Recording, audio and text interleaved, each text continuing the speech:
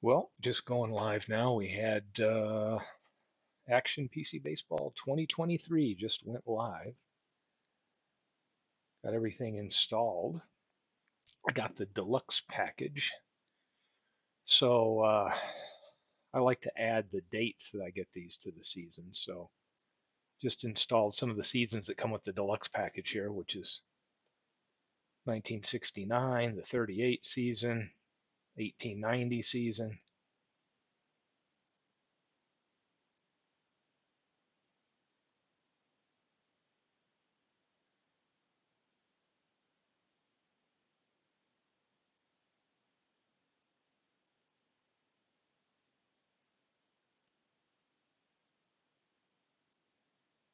Check these out here. See if anybody joins me live. I'll give it a few minutes. I think Beatles internally was planning on joining while we walk through it. I was gonna got a little checklist of items to kind of walk through some of the new features and highlight some things.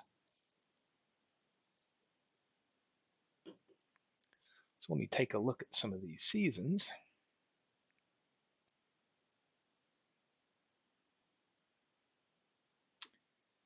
There's 1938 that was included with this. Let's take a look around the roster screen here. I will show one thing that's new is there's another option here. When you click on the roster screen, you can make this default to opening when you first come into the game.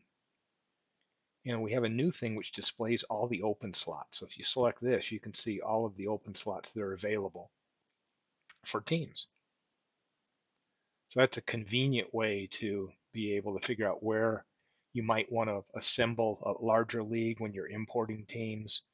You also have the option to go right from here into create new teams and do a lot of options with teams, but you can also move them around. So if I go here and I take a look at, let's say, I can click move, Chicago right here. I could grab them, move them right over here to another league, exit, and now I've moved them right next door.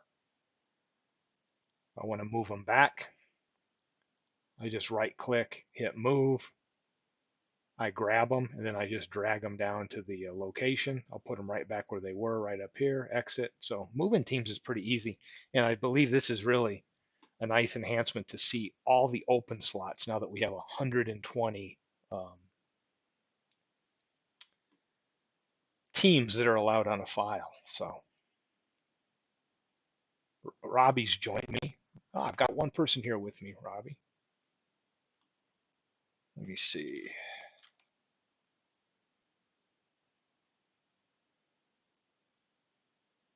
See if I can figure out how to get chat working here, Robbie, or where I can at least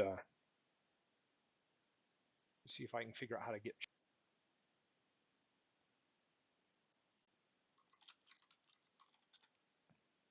It is out, Robbie. I pre-ordered, so I went back and followed the link that was emailed to me when you pre-order, and sure enough, it was hot and ready to go. So I just downloaded the package, installed everything, and I've had the I guess, honor this year of helping with the beta testing. So I've got a little head start into digging into some of the features that I've been playing around with, and a few of them I'm really happy with in this upgrade. Because I know a lot of times people will look at it and they'll say, "Well, is this year really, worth it? I'm going to read the announced upgrades and figure out, hey, do I want to get this one or do I want to wait?" And for me, this one, there's just a lot of really cool features in it that I'm kind of anxious to highlight here tonight. Hoping Beatles joins us because I know he was on the forums and had announced that he saw the download active too, and I think he's in the middle of downloading it right now. So it's good stuff. But what I'm showing here right now is really a cool thing. I'm assembling on my 5-year franchise file.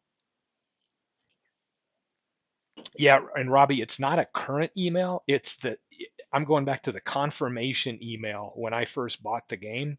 You get the information and it has like a download text box, and then when you click on that, it'll take you right to the download package that you bought. So that's the original email I went back to about a week and a half ago when I pre-ordered and clicked on that, and sure enough, I ordered the deluxe game, and it was there ready to download because I haven't seen an announcement email go out from them either that it's ready.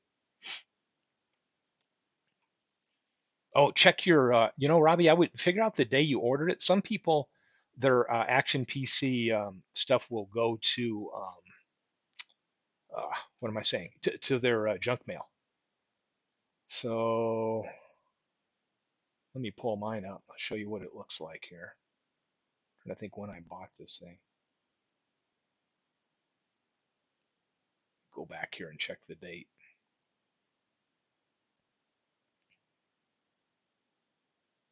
I'll give it a little time here if Beatles joins us and a couple others. If not, I'll just kind of plug ahead because I've got a nice little agenda checklist here to make sure that I can kind of highlight some of the new features, and then also there's some of them that are really cool during gameplay that have a big impact that I think are just great. Let's see when I ordered this.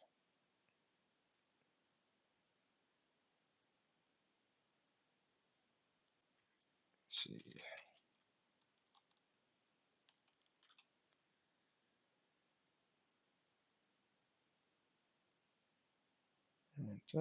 Check in.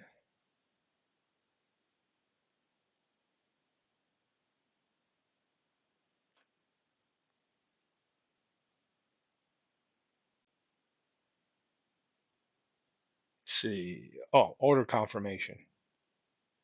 So it would be an email that looks like this and should have come from Dave Cox Sports. So check your folder, Robbie, and see if it didn't go into junk because you'll see right here, it'll have the action download text. And when I click on that, it'll take me right here to that link where it shows it's available for download now. So I got the deluxe, so it came with those 5 seasons. So it's hot, active, and ready to go. So go right back to that confirmation on your purchase and see if you can find it. A lot of people report it goes to junk mail.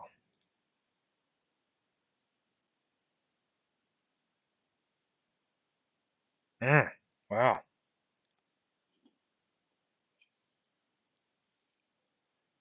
I would definitely email them because that's the only way I know to get to that download is that with your confirmation email. That's the only way to go grab it.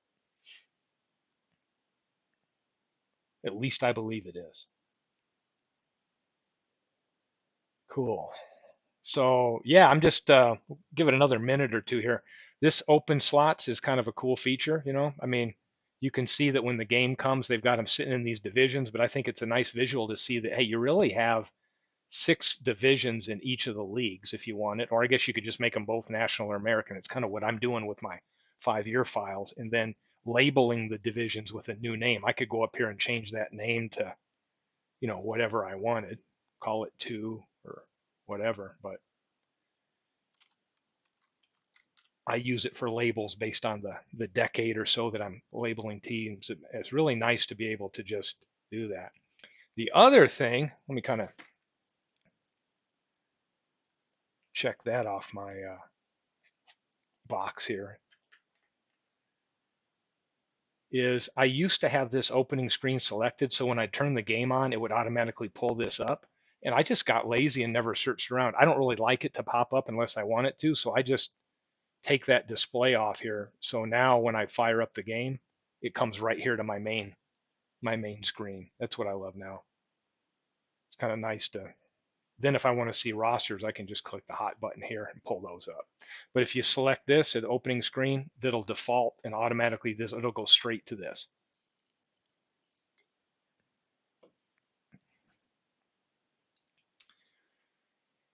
So, what goodies are there out here that I can say? There's one thing that I have not messed with, and I'm going to talk to you, everybody about that right now, and that happens to be fonts and the music. And it got me thinking, if I click on Detroit and go in here, um, do this, modify team. If we go to modify team, we're going to see that we now have an option here to change the font in the game. So we can pick any kind of font. I'm not really interested in changing it, right? We can make the size more, bolded or whatever. So we've got full access to change the team font, because I think this font has been here in at least since I can remember going into action. So not something I'll probably change with, but if you're doing a custom league and you want to change font around, this is something that you can do. The other thing they've done is they've always had logo where you can select the right logo. So I've got a bunch of logos downloaded here. So if I've got Detroit here, I think I got what, the 1938 file here. I can go down here and see what options I've got. I know I've probably got a Detroit from that era. See, what have I got? Some different ones here. So I could grab this, assign the logo, pick manager, road uniforms. See, uniform road, which is R for Detroit. I got to have something close. There we go. Home uniform. I'm just going to pick one team here to kind of walk through this stuff. Yeah, no doubt, Robbie. Get on there and send an email right away. Get it while it's hot. So here we go. So just set up some, this is kind of how you go and set up your uniforms. Victory song. Hey, if you wanted to assign that, I have not messed with any of the songs yet. And here's one thing I really love, stadium sound. So if we go into, I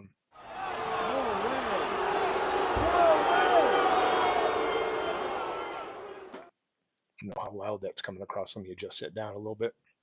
You can, the bunt sound, catch. You've got all these sounds that you can save, right? Now you can have home stadium sound effects. So if you've got different MP3s, you can do that, or set default stadium sounds for that particular stadium. So what it got me thinking about is, the game has some default ones, but if you were able to search and get access to different, WAV files or whatever, MP3s of different, kind of the ambient background noise or something specific like a PA announcer or whatever at the stadium, that you're fond of, hey, you've got the ability now to customize this even more. So this is something to dig deeper in. I don't take advantage of even messing with. So I'm just testing these out here, right? Of even messing with these as much as I should, right? To dress up the game a little bit. But now we have even more options right there. So fonts, change the font. You don't have to go with what's standard here anymore. And we can start getting really customized with stadium sounds. So that's some fun stuff. Finally, Beatles is here, man. Glad you're here. And I was telling, I don't know if you were here earlier, Rob, when Robbie was here, but I was telling him I have an actual agenda here and a little cheat sheet, because I have had the pleasure of getting to help beta test this. And I've highlighted all the things that were in the flyer, right, that were advertised by Action. And I want to cover all those and then fire up a game and cover some of them in a game, right? So I've just covered the opening screen, and here's some font options you have, right? And stadium sounds that you can dig deep into. But it made me wonder, like I have free time, right? When I quit doing photo packs and what else, right? And my 5-year franchise file, then will I have time to go hunt down custom sounds and put them in here? But if if you wanted to come up with different catch sounds and hit sounds that you think are better for the game, this is another reason why I love Action, right? It's fully customizable. It'll let you put your sounds. You don't like these, put your own in there. So it got me thinking maybe I'll go digging deeper on that. So what I pulled up just to take a look through here is the 1938 season that came with my deluxe package. It's just looking at it now. So talked about, I've got my little checklist here. Talked about fonts and that. Let's go to the team roster and show you a cool feature that's brand new. And it's this tab right here, Bio tab. Now, I've got 1938. So everybody here is the 1938 Tigers, and the year they're assigned to as a player is listed right here. So it makes sense they're all 1938 and they're in Briggs Tiger Stadium, right? But where this gets to be really cool is if you have a draft league or even on my 5 year file, right? And you wanted a quick glimpse of everybody on your roster. I'm thinking about Beatles. Oh, and he's telling me he can find and create sounds. I'm going to probably have to link up with you and kind of explore that because I'm really trying to take advantage. Because what I found with it, and I've said it on my previous ones with this game, is it's so deep that I tend to get the new edition and then just go on in and start playing games or making my discs or whatever. And I don't really fully explore it. This year, I've had a chance to really dig deeper into the game. Um, I like that musicians have lots of resources, and that's cool because being able to pull snippets of things could really personalize like the stadium sounds. I think it could be really cool. But this is great for like the Ned McGreevy League. And the reason I say that is then if you look at your team, you can see, okay, I've got, I'm going to throw out Ty Cobb and I've got the 1909, he's assigned to 1909 and this was his real home park. Or I think in that league, if we're using the Dave Cook baseball history file for action, I think they've neutralized them. So their park will probably say neutral park, right? But it'll have them assigned to a specific year. So this is really a neat, it may not look like it's that impressive, but trust me, if you're bringing and importing players and doing draft leagues, this is really cool to be able to see where they all came from, right? Um, so that's a great feature. The other thing is, let me see if it shows it for this. Let's pull up, let me look at the roster here. Let's go take a look at batters. Let's start looking at player by player. There's another thing Dave's done, and I think it's hard coded in the game because I can't edit it. And it has to do with them showing that specific year that this player came from and where they stand in the top 20 in statistical categories. So I'm going to fire up the new season. And I got this hot button down here, but I'm such an old dog. I go right up to season here and then, figure out what I'm looking at. But let's go to my 2022 season. It's the brand new one. Okay, here it is. And what I did so I could show off some of the features is I did some auto playing a little bit ago, and I ran April and May in an auto, like an as played lineup, so that we can look at some of the reports that you would see when you're running a league. But this is the brand new 2022 baseball season. And if we go here under rosters, let's take a look at the Yankees. For 2022, a couple new things right here. Not a big deal to most, but to people that love filling in every box like me, they are now adding the height and weight there. May not be that um, important to everybody, but I just love all the information we can get, right? Let's go take a look at a guy we know is a leader, a league leader. How about Aaron Judge? Boom. So take a look at this. We now have a new banner here. We used to have the notes that would tell you Rookie of the Year and MVP and all that. We now have a banner that I can't find anywhere to edit. And somehow this is hard coded in where it looks at the year they're assigned to and it goes and hunts down where they ranked in the top, players or whatever um, in the league here. So you can see here it's ranking him, second in home runs, 43rd in RBI, 27th in doubles, sixth in average. This is a brand new feature, right?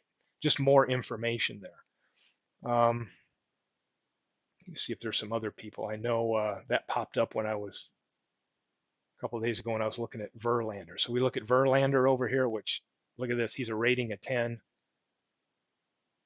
You'll see he was third in ERA, third in wins, and 24th in Ks, right? So um, just kind of a new thing. They also have a new highlight right up here on his card that you'll see that in this replay, he's on a 7-game winning streak. So these are a couple of new um, thing. Well, Beatles, if you think this is cool, what we're doing right now, You have no idea what I'm about to dig in and show you. It's just going to get better because I call this some good window dressing, right? This is just cool stuff they've added. I love this. So team roster, bio tab, right? Now I'm going to talk about some of the manager options because I get a lot of questions from people about how to set up lineups. And I know in your league you had a question about that. So let's look at manager options. So let's take a look here. And I'm going to go to manager preferences. So I'm running the 2022 league out of the box, and I think the rules are set for use as played lineups, right?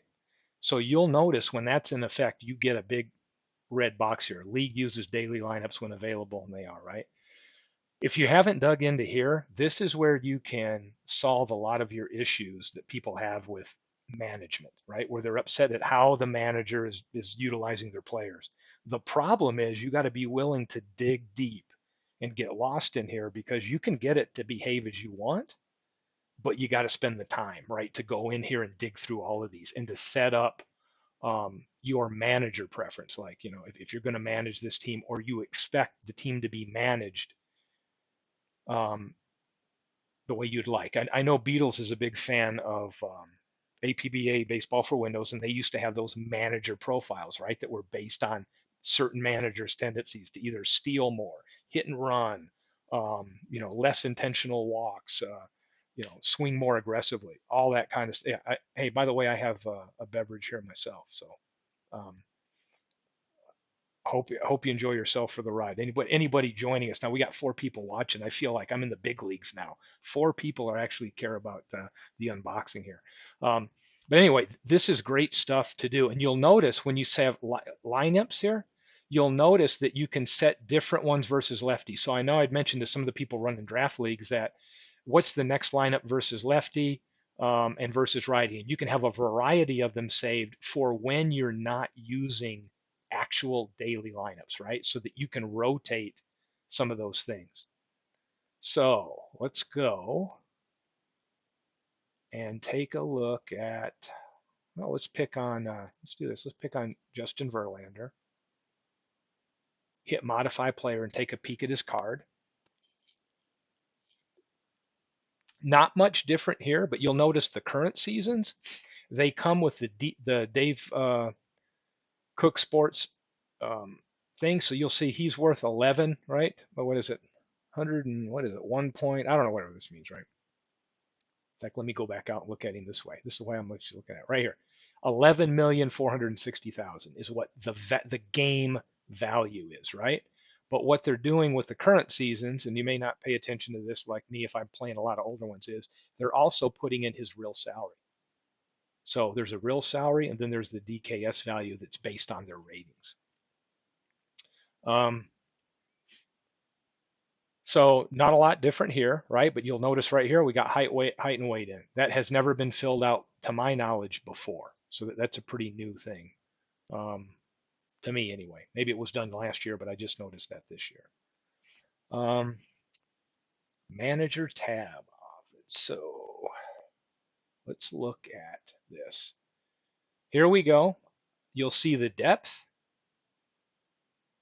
We got pinch hitters where you can have the computer generate it or you can set these up, right? We've got our typical 5-person rotation and spot starters, but we also have daily lineups. Okay, so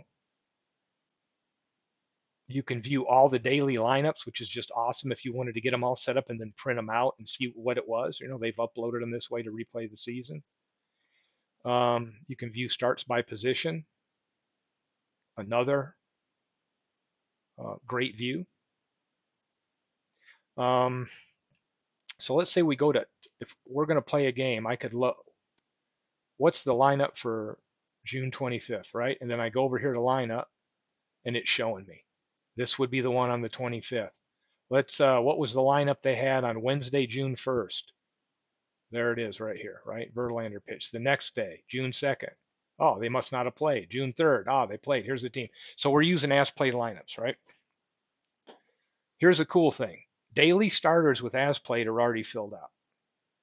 But the one nice thing that you can do here, if you're in a lead like Ned McGreevy, would be like for that week, have everybody kind of pre-announce who their starters are going to be for the week, right? And then you could build it into here, and then the manager can better manage accordingly, knowing who's coming up. Because a lot of times, if you've got a general 5-man rotation, we hear a lot of complaints that, hey, guess what? I got a guy that I'm going to be pitching him in a day or two, and they just brought him in relief, right? So they're always trying to tweak the settings. To me, having this daily starter tab, and let me change. I'm going to go over to one of my leagues here so we can see it from a different view. See what I got here. What have I been messing with? Let's go over the AL. Got some new teams I've been working on, hot off the press. Couple new teams I've added here. I got Philadelphia 48 to 52. But you'll notice that there's no schedule here, right? And we don't have any daily starters. But this is where I could go in and start building a lineup. Like if I've got, let's say we're going to do the Ned McGreevy League, and I want to get my lineup set up. I'm going to set my pitchers and announce my pitchers so that everybody can see who they're going against. And then you can go in and start kind of building your lineups for those dates, right? Or you could go into your lineup and start doing this. Let's say, hey, I want to start saving lineups, right? I can 5 versus left and 5 versus right that I can use, and then figure out with my manager how I want to use those. So I could come up under manager preferences and realize next one up is going to be, whatever. Lineups versus opposing pitchers when not used up, right?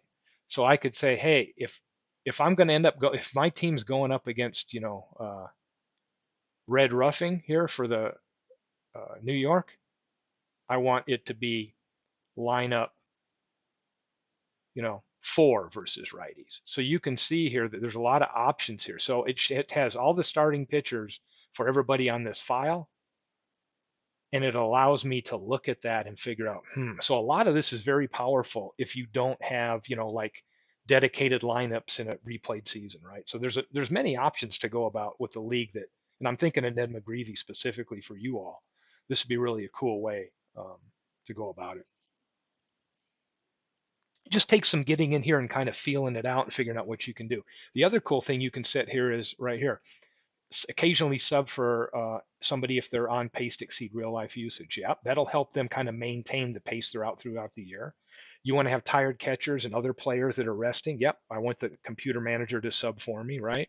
And advance next lineup after each game. And what that means is if you click this, it'll go 1 versus lefty, and then the next time it faces lefty, it'll go to lineup 2, 3, 4. So if you have this fixed, you could just let it rotate. And if you wanted to kind of manage your own how you get people at bats or innings pitched, you could go that route too and just say, hey, advance next lineup, click that, and it'll cycle through each of those. And if you wanted to, you could always make 1, 2, and 3 the same, and then maybe have 1 if you just wanted a little variety.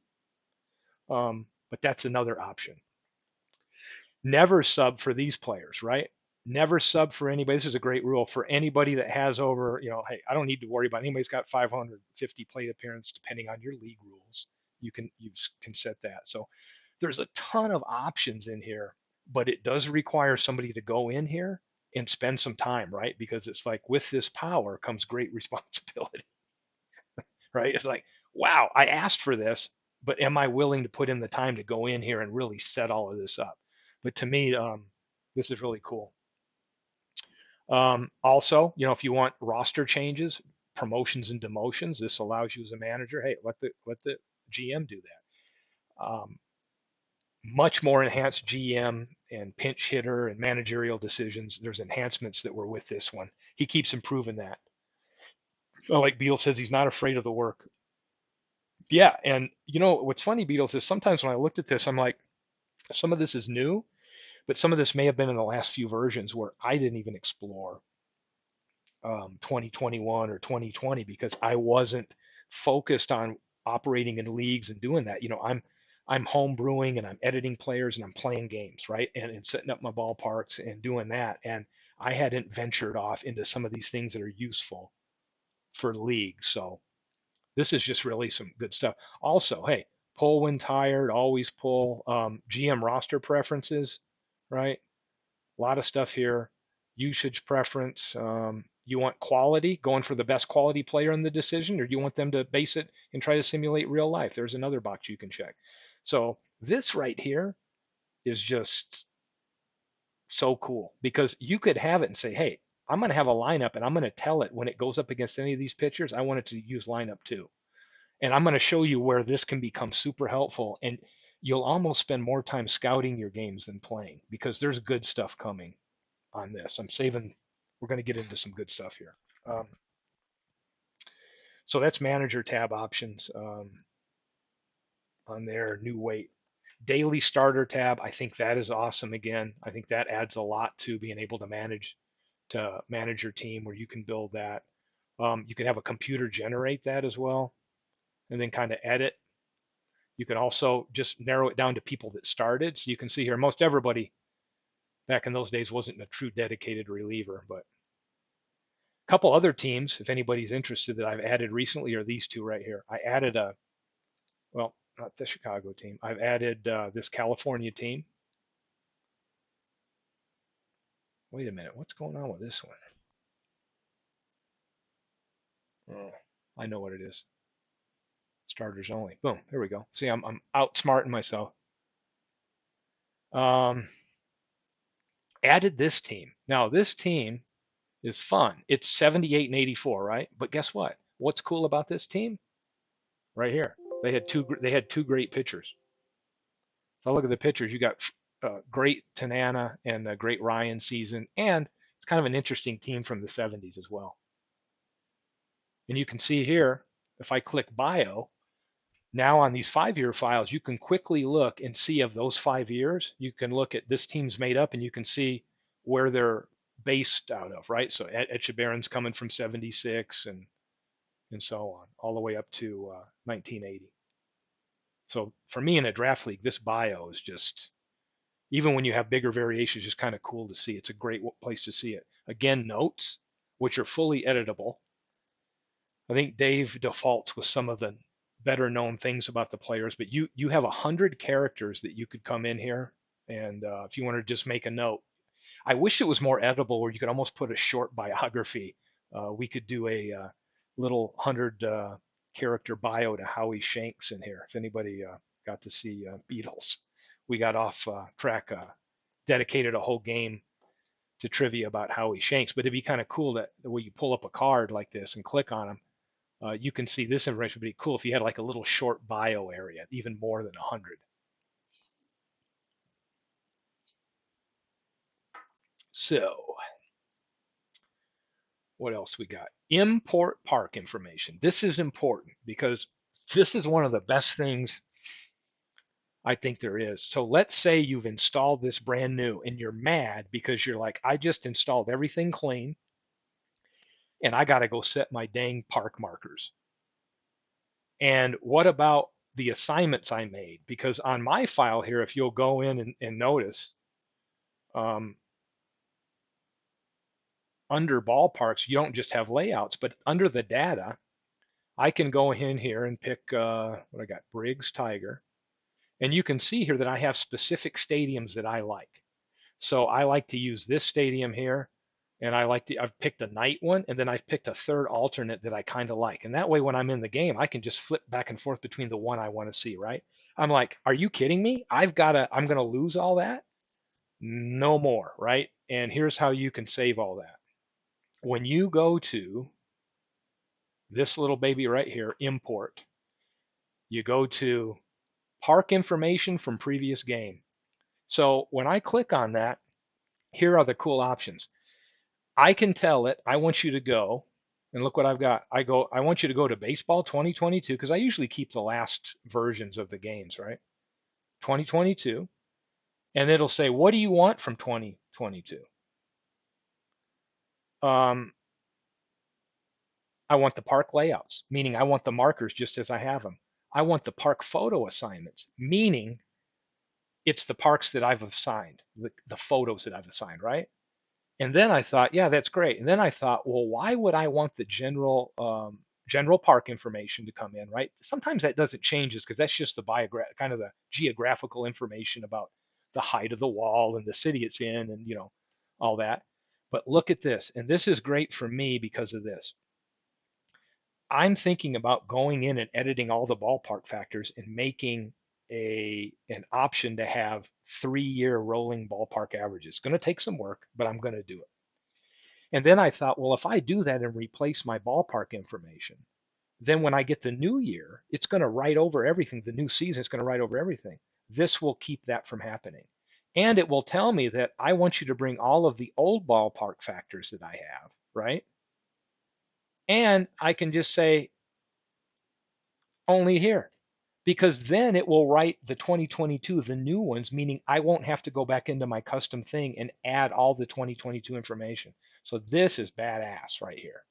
This is badass because now I can have that customizable one to do it. And when the new stuff comes out, I can just click this right here, bring in all my old factors that I've done from here, and then let 2022 write over. So this option right here is cool. But that's how you would bring all your new stuff into the game. So what have I done? I clicked that earlier and imported all of that. And now I've got the brand new game in, but all my park layouts and the teams and which pictures I have are still from my 2022 where I spent all that work. Because I think Beatles calls it a Zen exercise, just sitting there and placing the markers around. But I can think of better things to do in my time. Once you've done it once, you sure don't want to have to go back and do it again. So this is wonderful. I'm checking that off my list here of good stuff to get to. Import and park information. Let's get into reports. Get ready for your mind to be blown on this one, Beatles. Um, let's go into reports. Go up to the top. Got a new one. It's called the batter versus pitcher matchup analysis. And if what if wasn't enough, here we go. So let's say the visiting team, let's say I'm going to be Detroit. And pick Detroit here. And I'm going to be my 83, 87 Tigers. And there's my team. Now let's say I'm scouting because I'm getting ready to go on a road series against, how about that Baltimore team with great pitching? Okay. So check this out. So this is right here showing me kind of where the batting averages would be, right? So I'm displaying hit, double, triple, home run, and base on balls and K percentage. I can also flip this over and just look at averages, right? But this is what's cool right here. So let's say I want to know I'm going to be going up against Jim Palm, or let's see. Oh, I'm sorry. Oh, I got to do it here. This is my team. Let's say in game one, I'm going to be facing Jim Palmer. So I'm going to pull up Jim Palmer and look what it does. It's automatically analyzing the era, that pitcher, the stadium, and everything. And it's giving me what I can expect against Palmer. Now, this is awesome. It's telling me, okay, Brookins, he's a 240 hitter, but his chances of a hit against Palmer are only going to be 18.9. So you're seeing basically what his card would reveal based on all of that, all of the factors involved. So when you talk about a scouting tool, this is awesome. Now let's say we change the pitcher and watch these numbers change. How about McNally, who's a lefty? Boom, now the numbers change. So I'm looking at this thinking, wow, if I'm going up against him, I want to get these people. Look at these hit ratio. I want to get Herndon in the game. I want to get Heath in the game. I want to get Brookins in the game. These are the guys with the hit percentage I want, right? And then you might look at guys that have a high strikeout percentage and you want to avoid that. So you can spend all day in here. And to me, this is so awesome in a league when you're scouting that next week or you've got a series coming up. You're like, man, I want to know I know I'm facing these three pitchers. Let me see what my lineups need to be. Yeah, he's saying he'll be playing with that forever. This is just freaking a blast, man. And I'll show you, so you can do this outside right now, just in the general reports and have fun with this, right? But let me tell you where this comes into play is all this data is available to you when it comes to pinch hitting and What's the other one? Oh, relief pitching. Yeah, pinch hitting and relief pitching. It's great, right? So this is just so much fun. Let's take a look. Let's say I'm going to go pitch. Let's say I go against who else we got in here? Pick some teams. Oakland team, right? Oakland is my thing. I want to go up against Cat. Or how about Vita Blue, left-handed pitcher? Man, look at this. Now I'm not hitting as good against him, but you can look here. I've got Dwight Lowry. He's a good hitter, right? Look at the K percentage. I'm looking at these high Ks. I'm like, man, I need to get some on-base people. If you don't like this view, over here, and this carries over to the new outcome box where you have two options in the game. And I agree, yeah, this is good for cards and dice guys too, because it kind of gives you that. It's basically giving you a chart that they all love to go look at, right? This is a way to kind of chart it beforehand. You can change this view to this. If you just want to look at averages and go with what would their average adjusted average on base and slugging percentage, you can look at it this way. So you can see against lefties, Darrell Evans here, lefty is 249, but you can see going against blue, he gets suppressed because blue is going to be tough on lefties, right? So he's going to have that number drop to 218. His OBS is right here. I've been finding that I like this view. I like this for some reason, right? Hit percentage, doubles, triples, homers, and then I've been toggling back and forth. The cool thing in the game with your outcome box when we get into a game and show this, if you don't like one, you can toggle back and forth. You just go over and click on the box and it automatically toggles back and forth between this view of the hit percentage and all that and this one. So to me, just awesome. I mean, you get lost in here. I'm thinking about being in a league where you're in here trying to get your lineup set. You'd be in here for a whole day trying to figure out lineups versus this pitcher and all that. Same thing for your team. If you wanted to look at the team you're going to have, right? So say I'm going to be playing them and I'm like, hey, I've got, Dave Rozema starting here. I can go here individually at batters and look at how this fares. So I'm like, hey, I got Alu, who up here is like a 280 hitter, but if I'm pitch carry a lefty, he's gonna get a bump up, right? So you can do the same thing looking at some of the hitters you're going to face with your pitcher. So this is just a blast for me. So you can look at it league-wise, at the team screen, or in-game. So we went to that on the outside and picked a team. I believe we can also get in here, and let's pick a team right here. We go to reports, so I can be in the team screen, looking at a team, and still go up to reports and grab that batter versus pitch up. Boom. So I can get there just looking at the league overall, or I can get here just looking at the team, or from within a team roster, and then pick the team I want. I mean, oh, we got let's see here. How about that Yankee team? 27 Yankees. Pick a home team. Let's say they're going to go at Detroit in 83 to 87. And let's say they're going to face Jack Morris. Let's go take a look at the hit percentage. Look at this. And you can see there's some adjustments being made here, and you can look at, oh man, they're moving into a different era here. Here's a guy that I don't want to play. He's going to strike out 42% of the time, right?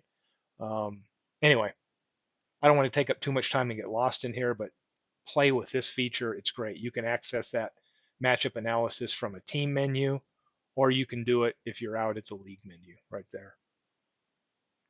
The other cool thing is I'm going to load in the season that I played a little bit with, and I've played April and May. And I'm going to show you a new thing that they've done under compare right here. So up here, they've got a hot button called compare. So I've played all the way to May 31st. So I can go to compare.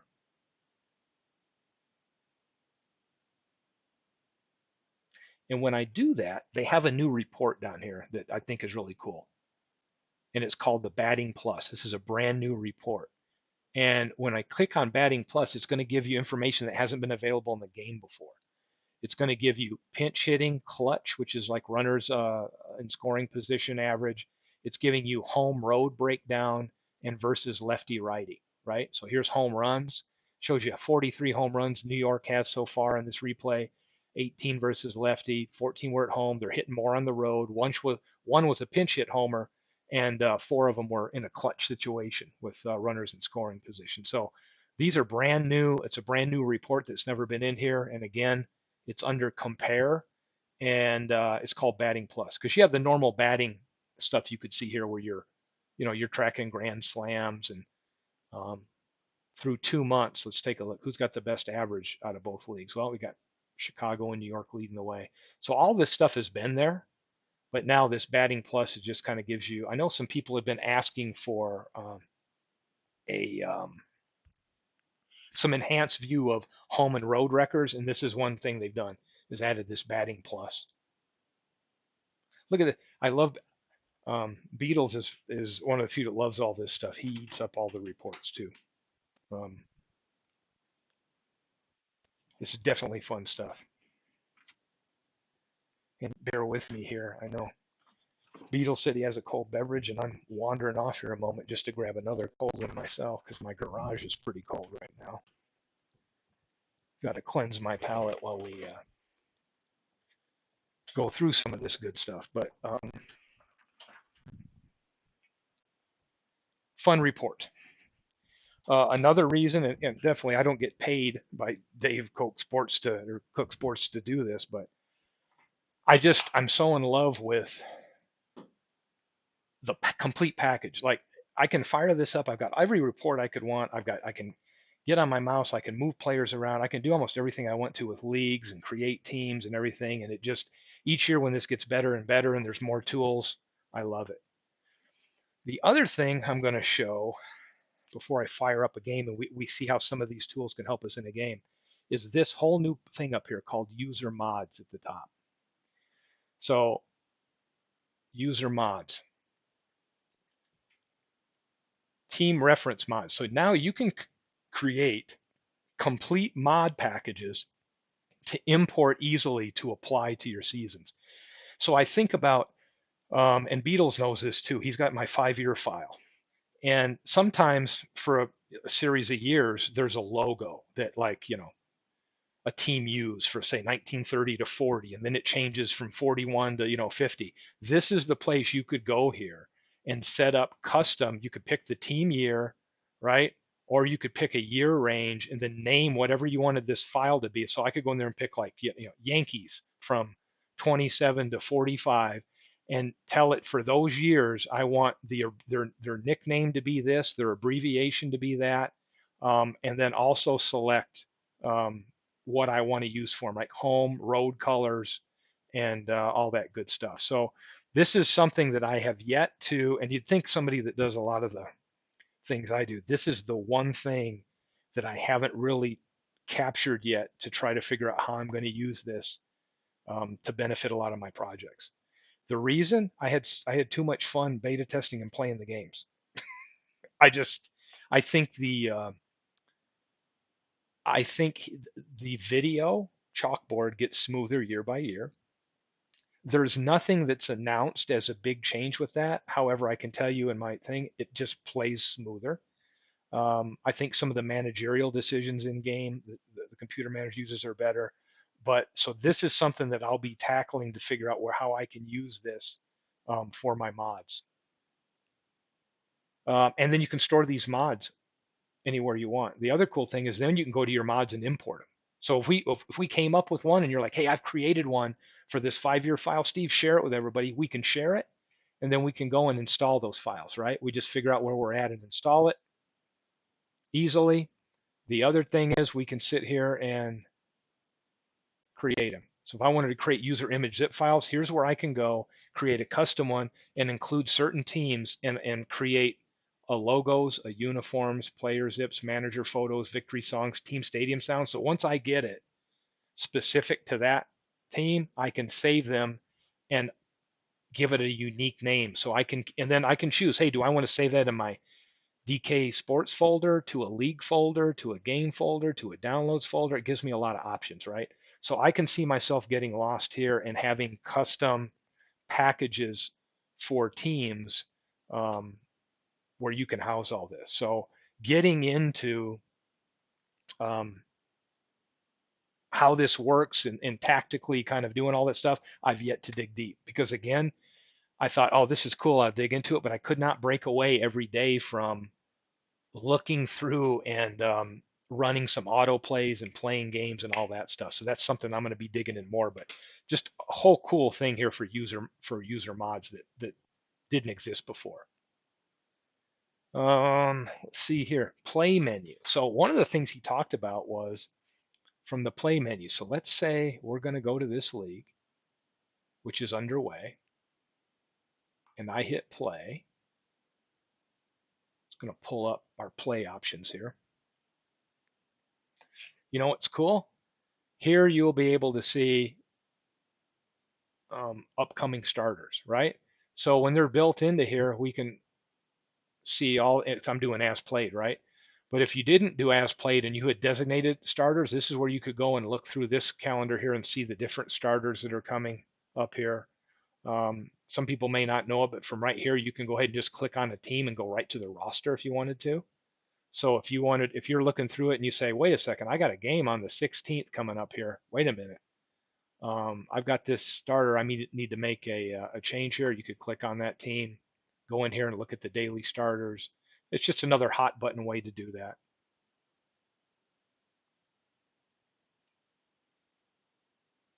Another cool thing, I don't think I've seen this before either. Let me click on them again. You'll see there's some new information. Right now it's talking about Milwaukee's in second place. I don't know if I've ever seen that before up here. And we'll see they're in second place. I'll close out of here and go look here. Where's Milwaukee? Yeah, there they are. They're in second place in their division over here. So I have played 2 months.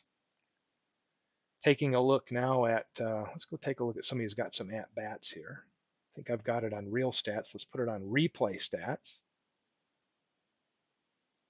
Let's see here for Milwaukee. You know what? Let's go look at somebody more interesting like Judge. Take a look at Judge here with his home runs, right? So let's go over here. We've got it on replay stats. Take a look at bats. Aaron Judge, see what he's done in his replay. So if I click on him, there's another reason why I love action. You can see all his ratings. He's really a good fielder if you think about it. He's rated at 7 and right with a 9 arm. Let's take a look at his batting. So far, he's got a little average in the replay higher than real, right? But we're still kind of a third of the way through. You can see what he's put up against lefties. Here's where I love it, that we're now tracking things like multi-hits. So you can see that 13 times he's had 2 hits in a game, 3 times he's had 3, once he's had 4 hits in a game, and he's had 1 multi-homer game, right? And it's showing where he had 2. So the amount of things that it would take you with pencil and paper, and I'm not dogging pencil and paper because it's its own, I think it's its own niche or art.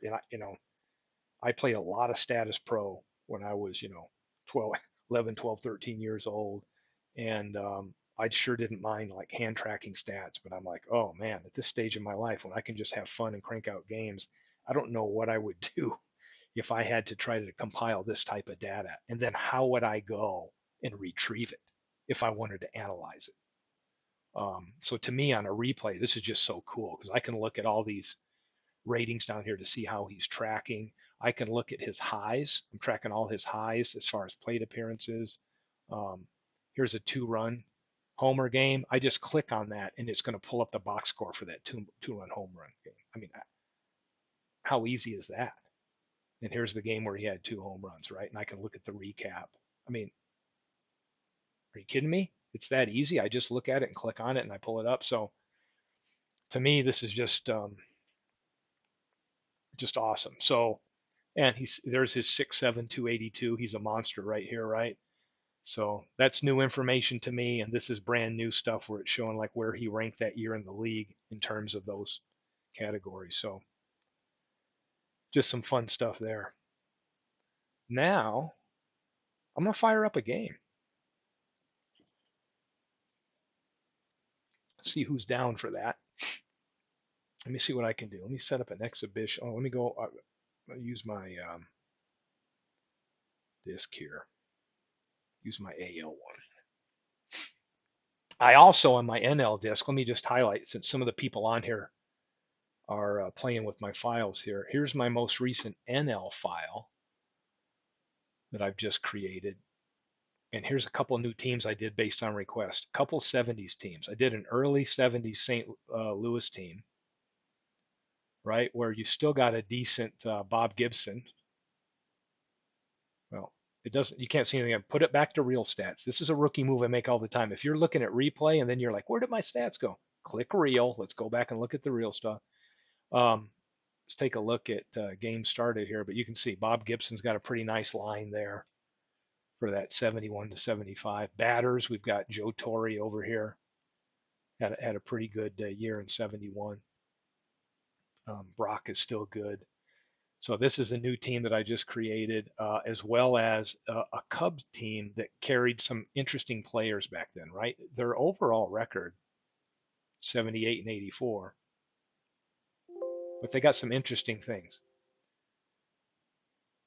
Look at their, but you got King Kong Kingman there with his 38 home runs, Bill Madlock batting 346. So this will be a fun team too. Bobby Mercer, Mundy, Bill Buckner's on that team.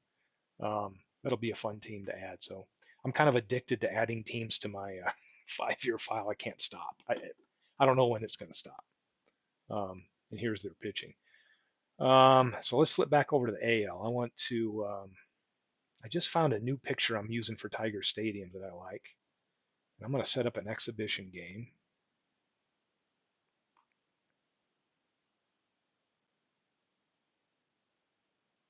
And let's pick the 80s Tigers. And anybody playing? Throw it in chat. Who should come and play these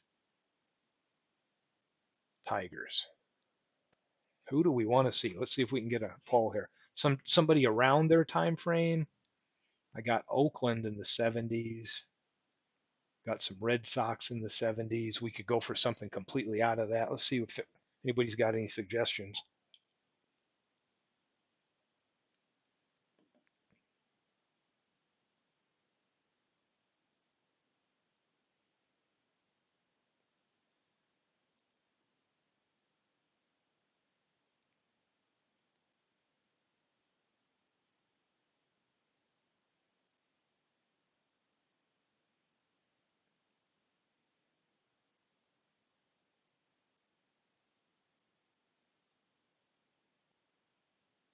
Well, I don't see any comments, so maybe I'll pick a team here. I'm going to grab Oakland right here.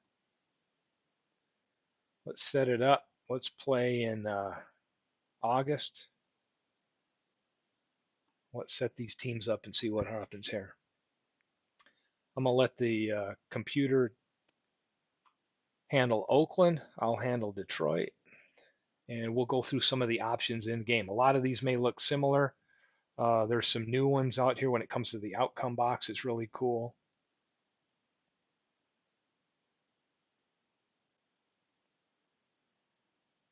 So I don't think we've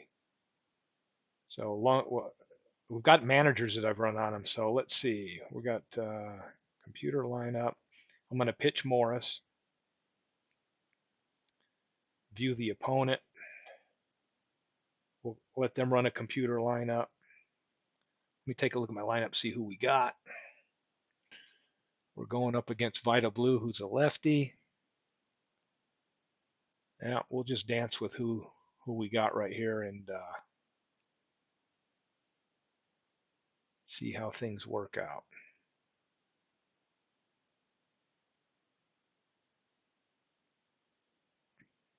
Let me move Parrish up a little bit here.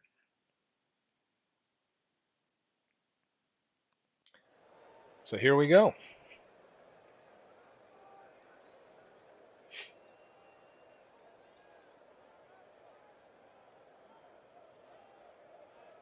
Time to play ball. Now this field is one that I like to use when I'm using 3/4 screen. So I'm going to fire up a different one. We go to game preference. I'm going to bring in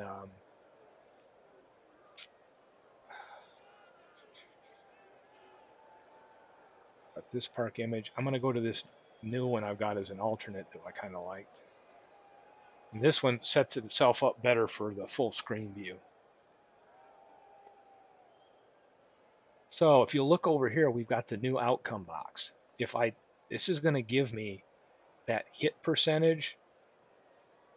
And if I click on it once, either right or left click, it'll switch over to the other view, which is just the predicted average and then the on base and sluggage and OPS, right? Then if I want to see all the breakdowns for singles and doubles, I can just click on it again. This is the one I like to see. What's cool is they will also start showing you the percentage chance that a run will be scored on that play, which is pretty cool. So in your options, we can go in and set that up as well. This is showing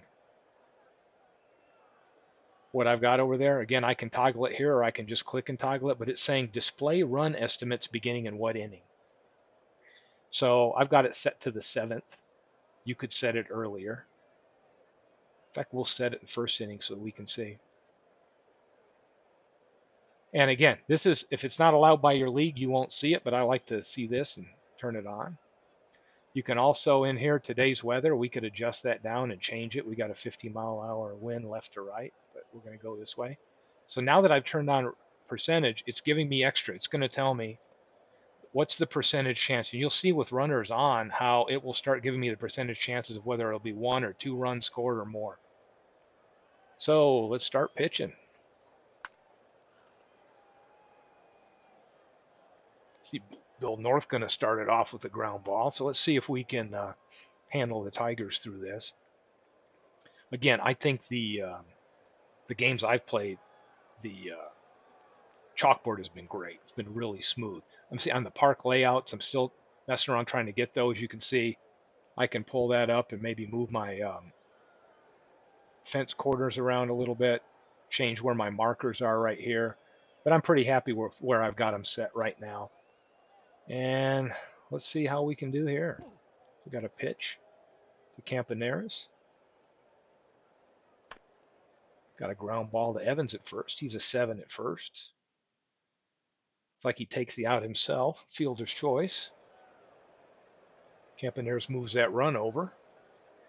Morris deals to Jackson, and we got a walk. We got 2 on for Epstein. So you'll start seeing now where the outcome box is telling you, here's the hit percentage, chance for a double, triple, and all that. But what is the chances that this at-bat results in a run being scored? It's 5% chance, 2% for 2 runs, right? And so on. So a 3-run chance would mean he hits a home run. And if you'll notice, it's the same chance because the only way he's getting 3 runs is if it's a homer. So he's got an 8.6 home run chance. And it's the same percentage for the 3 runs. So let's see what we got here. It looks like 20% chance for a K. What if I pitch aggressive? That's supposed to maybe increase it, but let's see.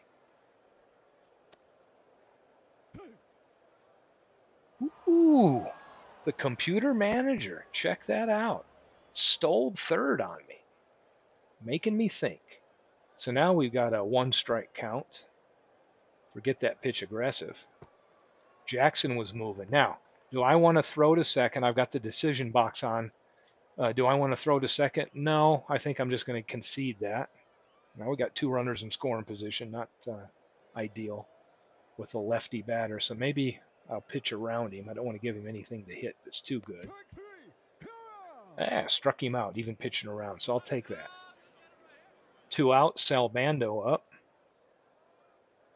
See if we can get out of this. Ooh, Jack Morris is going to make it interesting as he always does. And he's going to walk in the first run of the game. Oh, boy. Joe Rudy up. Morris with the pitch. Rudy looks like he's lined one. Out into right field. Looks like Gibson's got that one. Ends the first inning, but my Tigers are down 1. So, again, I know on another video I showed, I love the ability, if you haven't done it, you can go into display and get access to this park layout. Move your markers around. You can make this bigger too, so it's easy to see your markers. But the other thing you can do is change the play-by-play boxes to make them bigger or smaller based on the photo you're using. Same thing with the player field photos, and then these other photos on the side. main photo, I can make them a little larger. See what that looks like. It just bumps them up bigger. We'll leave it like that. But I kind of like how this screen looks. I'm using the logos. I'm using my uniforms that I like, and I got me a new Tiger Stadium picture that I like as an alternate. And I got to be honest, I'm sitting back right now enjoying a nice cold beverage, and I'm thinking, does it get any better than this? Right? This is fun. So let's see if my Tigers can. Got some good lefty hitters on the Tigers going up against the lefty, but let's see how they fare. Right? Larry Herndon up. Bill North looks like he's going to make easy work of that. He's rated a 10th. So if you look over here at this outfield, is pretty good. Reggie Jackson, most people may not realize when he was this young, he had pretty good range, real good range. He could move, he could run, had a strong arm out there. Joe Rudy played a great left field, good arm. Billy North was great out in center field. Campanera, Dick Green and Campaneris were tough up the middle. So, corners weren't all that spectacular, but that's a lot of good defense on this A's team. Got Alan Trammell up. It's like Bill North's going to make easy work of this one. Flies out. So we end the first inning, hopefully here, with Darren Johnson, who's DHing. And we get the first out of the second inning. So let's look at the Tigers defensively. Again, they've got a decent outfit. It's one of Kirk Gibson being a 6 is probably one of his better season ranges. I mean, he wasn't much better than a 6. Sometimes he might be a 5. Chet Lemon, the couple years we're using here, I think 83 and 84 was really good in center field. Larry Herndon was good in left. And the Tigers defensively were really good. Darrell Evans, who used to also play third base, good first baseman. Whitaker's a 9, Trammell's an 8 at short. Tommy Brookins, who didn't have much with the bat, but he was a great defender. Morris is a 6 on the mound, and Lance Parrish was as good as it got for a couple years behind the plate. So we got Dick Green, known for his glove, not his bat. Should be an easy out. It is. Whitaker to Evans. Billy North up, single through the hole on the right. Gibson gets it back into the infield. Now I'm going to turn on something if nobody's ever played with it, and we'll see what it sounds like. I've noticed that, and this is where watching Beatles do his tribute games with APBA Baseball for Windows with a broadcast blast and Ernie Harwell. I just wish we had a better narrator option, because I've noticed the narrator in the game that Action's using is very well synced with the gameplay. So if I go in and set this up, go to game preferences, I'm going to go to my video and sound, and I'm going to turn on the narrator. Okay. So here he is. Campaner is now batting. Jackson is on deck if he gets on. Runner on first. Morris sets. Morris with the 2-0. It's in the dirt. Parrish can't handle it. North is going for second. He's going for second. Do I want to throw? Hey, why not? It's 29% chance. It's a little bit of a chance. Throw it. Whitaker slaps the tag on him. Safe. Well, Morris he's safe. Will be charged with a wild pitch. Now, here's my only drawback. I love this. The timing of how it slows down my video and works in sync with that, the audio is wonderful. I'm just not a fan of the robotic sound. And I need to play around some more and figure out if there's a way to get more options, because right now, the two options we have are David or Zira. So let's try her out. Runner on second. Jack takes the sign from Parrish. Morris with the 3-0. Change up. Campaneris swings. Grounder to Trammell at short. To Evans at first to retire the side. No runs, 1 hit, no errors. After 1.5 Oakland 71 to 75-1, Detroit 83 to 87-0. Right So fielder, number 23, Kirk Gibson. so I love the fact it does it, but now I'm getting picky. It's like I just want a better sounding voice, right? So could we get more options um, on that? Could we edit it? Could we get a different voice in? That's something I need to check with headquarters on, right, and figure out if there, because I think I have a third option on my system, which is another male voice, but for some reason the game is only identifying these two, right? So could we find better um, translators and then use them and to get it more lifelike? But anyway, something for a future enhancement. If we could get Ernie Harwell voice calling that, I'd be happy. But the one thing I love is the way it's synced and it slows down and times itself with the actual video is great. I'm just not a huge fan of listening to their voices. So I'm going to shut that off, but it's great. Let's get up. Got Gibson up. And you'll notice that, oh, we got a foul ball there out of play. Lefty on lefty here. Gibson. Oh, we've got an injury. What happened here? Vida Blue is out of the game hurt and has to leave the game. So the computer is bringing in Paul Lindblad. Maybe we got a chance to get back in this now. So let's see.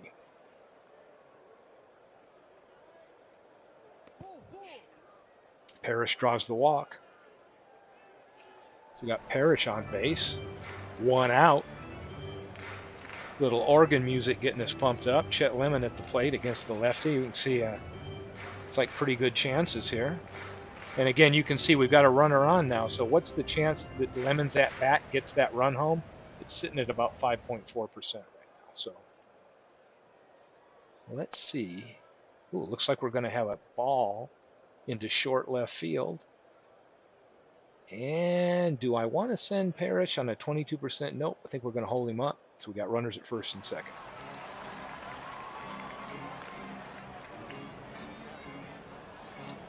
I got Darrell Evans at the plate. Not a great hit percentage against a lefty, but let's see what we can. Maybe he'll come through in the clutch. Well, he did. So now we're down to 2 outs. Darnell Coles is the DH today. It's like he's lined a hot shot right at Epstein, who makes a great play. Ends the inning. So I got a hit. Now we got Reggie at the plate. Jack Morris against Reggie. 9.6% chance of a home run. How about I just play it a little safe and do a pitch around? Don't want to give him something to hit. Maybe that didn't matter, but ooh, looks like Gibson makes a catch out there, close to foul territory. Epstein up. Got 2 down. Salbando. Larry Herndon's under it. Looks like, oh, wait a minute. Oh, boy. Saw a little red there. Larry Herndon took a couple steps to his left. Can't hang on. Nice thing is, if we want to see that, we can hit the R over here and get a replay. Take a look. Just my luck. Going into a 1-2-3 inning. Make an error. Let's see if we can. Tom Brookins fires that ground ball over to Evans to get us out of the inning. So, again, down 1. Coming into the bottom of the 3rd, Tom Brookins, who made a great play there in the field, strikes out. Not known for his bat, and he's living up to that. So,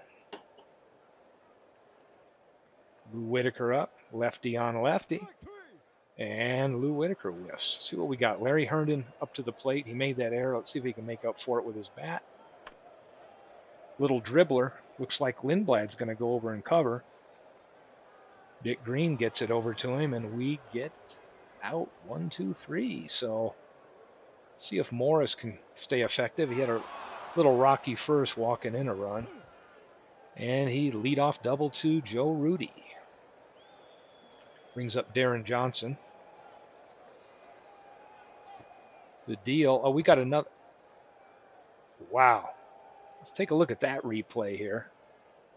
Morris has got a 3 hold, so he's not big on the hold rating. And we look at the computer manager getting bold. He's trying to steal third and get that runner over there on third base, and wasn't a good move for him. Computer manager's been a little aggressive managing those A's, but let's see what we can do. Morris back on the mound here. And there we go. We get that last out with Dick Green. So coming into the bottom of the fourth, Tigers have got 1 hit. They've made 1 error. They've left 2 on base. It's time to get some offense going.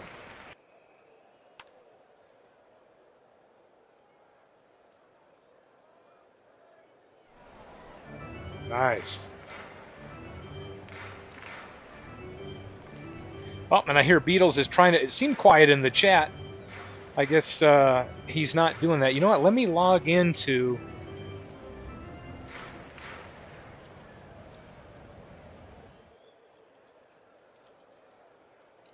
Let me see if I can get it to.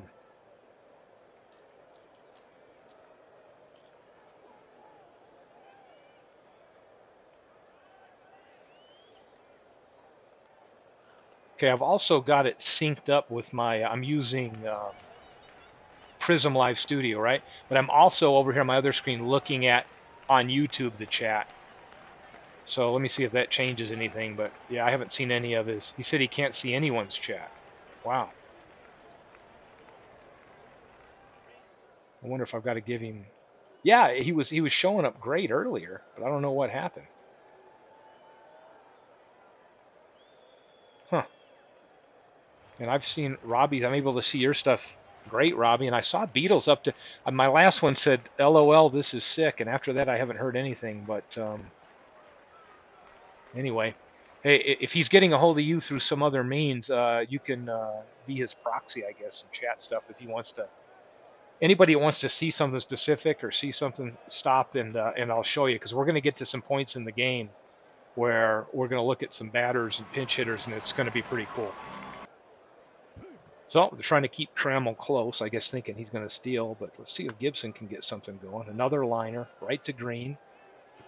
Trammell's back. Parrish is up. You know, he's not a big hit and run guy. He's a 4, but I'm going to get Trammell moving with a, how about we call it a run and hit? Try to push the issue. Fouls it off, so we got a 1-1 count. We do a hit and run, get him moving. Looks like we're going to get a fly ball to North, who has done a great job patrolling a big center field in Tiger Stadium. Chet Lemon up. We got 2 outs, 1 on. Trying to keep Trammell close. And he strikes out. So we're back to Jack Morris, seeing if he can keep us in the game. They've left 5 on base, only have 1 run. I guess we should be lucky with that. Strikes out North. Campaneris up. Fly ball out to center. Lemon's got good range. Makes the out. We got 2 down. Reggie up again. Always worried about Reggie in Tiger Stadium. Oh boy, hold on. Wait a minute. What's going on with this? Always worried about pitching to that guy in Tiger Stadium. Wow. 410-foot home run to center field. And just lucky nobody was on. Now we got another lefty Epstein up. I'm going to pitch around. Don't want to give any home run balls. Let's see if Lemon can get under that one. And thank God he does. So we have, so I guess, Robbie, you can't see his chats either, huh? I could see all of his chats, all of his comments in chat. Let me just put something in there. Maybe I got to warm up the chat, huh? It's coming through on my Prism monitor and this that I'm seeing Robbie's stuff. But it's weird. It's like I could see all the Beatles stuff up until he said, hey, drop a like, guys, and then this is sick. And then he just kind of fell off the face of the earth after that, which is too bad. We've got 2 out. Let's see if we can get this third out of the inning. Salbando up. It looks like a liner right to Brookins who makes it. So I'm probably lucky to only be down 2. We need some help at the plate here. I don't want to pinch hit yet because I like Evans' bat, but I tell you what, lefty on lefty, I'm hurting. Darnell Cole's up. Looks like another fly out. It's got to be the 4th or 5th put out by Billy North out there. A lot of balls out to center field today. And we got Tom Brookins up. Another one. A lot of balls out there. Yeah, and let me think how, I'm not sure how he would get hidden.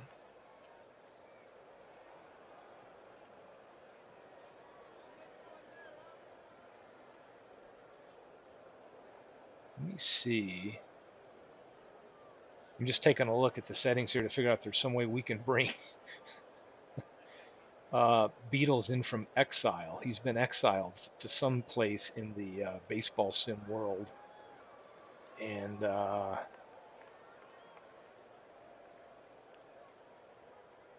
me see. Yeah, I don't see anything. It's odd.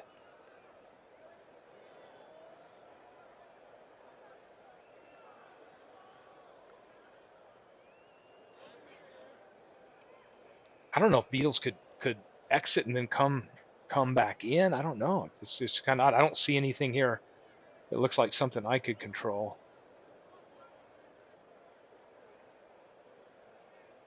It's killing him because he's probably making some great comments too here that would make this even a better time together. But I'm missing it.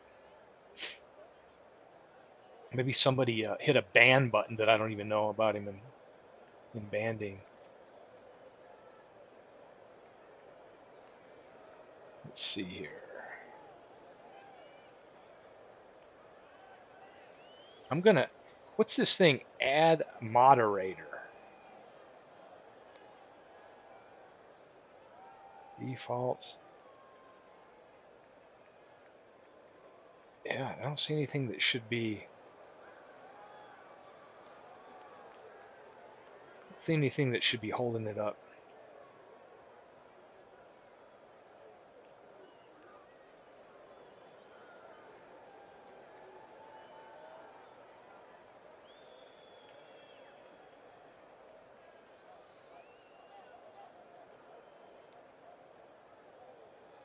Hmm. Ah, now I'm seeing stuff. I got Zalapsky Smurf. The outcome box is awesome. Yeah, I agree. So it says he. Now I'm seeing stuff. I got. So now I've seen a couple of new things. He tried coming back 4 times. Wow, it's weird. I don't have anything that I can tell is keeping him out, so I hope he can get back in. That kind of stinks. Mr. Tanache flying out to Herndon. Thank you to get the first out. Let's see if we can get through Joe Rudy and Darren Johnson here. We got a pop up. Looks like Brookins should be able to handle this little short pop up to third base. Oh, that's a high one. It's taking a while to come down, and he's got it. Got 2 out. Darren Johnson looks like he's poked one through. Well, we got a runner on first. Dick Green, not much to fear. How about I get aggressive and just go after this hitter? Got the ground ball I wanted, and we're out of the inning. So right now in the bottom of the 6th, they've brought in Raleigh Fingers. So here's what's cool. We talked about that matchup, right? So I can go in here to my pinch hitters, right? I'm going to hit on Whitaker. So I go to Whitaker. Now, that matchup analysis tool that we see in the outcome box and everything is viewable here. So now I've got all this data I've got to sift through as a manager. So I got Whitaker up, and it's showing me what he is versus lefty and righty, and it's showing me Raleigh Fingers versus lefty or righty, and then it's giving me his numbers right here. So I can go down here to the bottom and toggle if I want to see averages, but this is Whitaker versus Fingers, what I can expect, right? So I'm looking at this, and then I'm like, if I wanted to pinch hit for him, now guess what? Right here, it's telling me, it's giving me information based on game situation, um, the matchup, the park, everything. I get the matchup analysis right here. So now versus Fingers, I'm seeing who the best pinch hitter might be. So I'm looking at a 27% hit chance.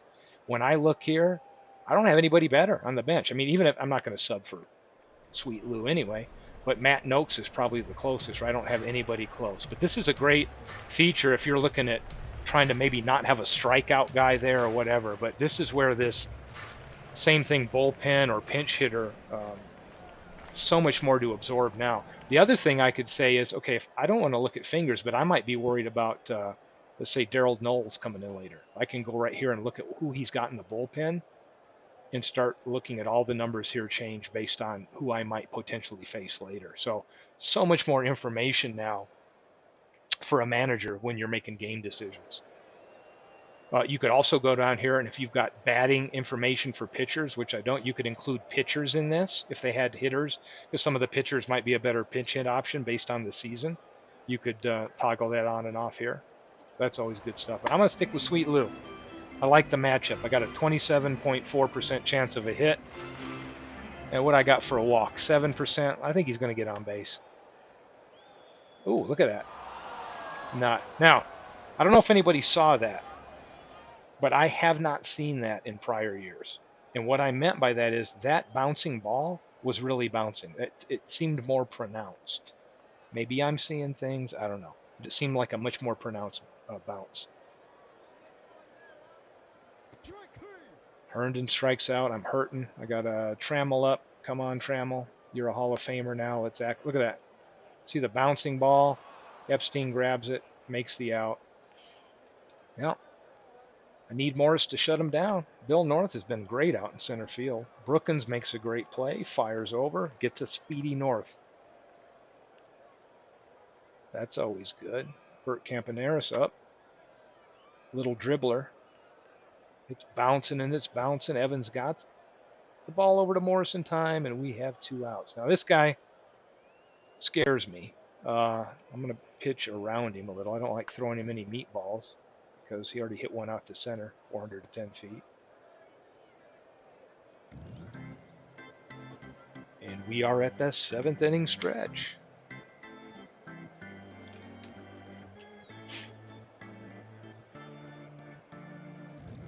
Man, Beatles, I wish you could get back in. It's killing me. I don't know what's going on.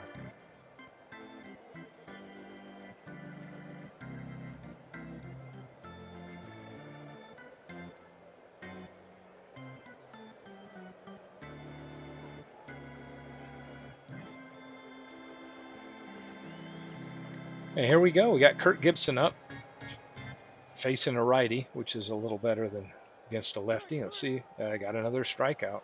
See, this A's pitching has been, we had Blue pitching great, gets hurt. Lindblad holds everybody. I think gave up 1 hit, pitching great. And now we got Fingers coming in. Dribbler to Dick Green, a web gem. Not just a great play, a notch above, a web gem. Just my luck. Come on, Chet Lemon. It's one of these games where maybe it looks like they've just got a groove on us and we're shut down. And you never know when something good might happen. Bill North tracks down another one out in center field. He's playing great out there. Morris up to 101 pitches. He can typically do about 135. I'm not unhappy with his performance today. We just can't hit. Gets the first ground out with Epstein. Sal Bando up. And we have a pinch hitter for Sal Bando. Interesting. Seeing what this computer manager's doing. So, nice to get the line out to Whitaker. So we got 2 down here in the top of the 8th inning. Gene Tennis up.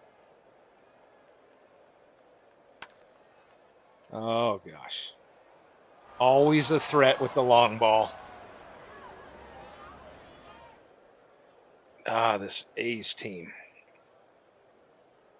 couple solo shots from Morris. He's walked in 1 run today, gave up a solo shot to Reggie Jackson, and now a solo shot to Joe Rudy. The other nice thing, if people don't know it, I hadn't paid attention to this until recently. We want to see what Joe Rudy's done in prior at bats. We just come right over here and click on Joe Rudy, and it lets us know what he's done. Doubled in the 4th. 1 for 3 so far. Looks like a hot shot to first. Evans over to the bag, and he gets the out. So now we go to the bottom of the 8th. Darrell Evans up, facing Raleigh Fingers, who's been pitching great. Looks like a pop-up behind the plate. Tennis is getting close. Get out of there. Get out of bounds. Get out of the foul ball. Thank you. And the strikeout. So now we've got Darnell Coles. Who have I got better for a DH to come in against? So I can see I've got Knowles as a 25% chance of a hit. I got Dave Bergman with a walk. I do like taking a look at what's my best chance to get somebody on base. Matt Noakes. I got an on-base percentage of 359 here. Dwight Lowry might be a little higher. I don't know. Johnny Grubb. I think I'm going to do this. I'm going to bring in Johnny Grubb to pinch hit.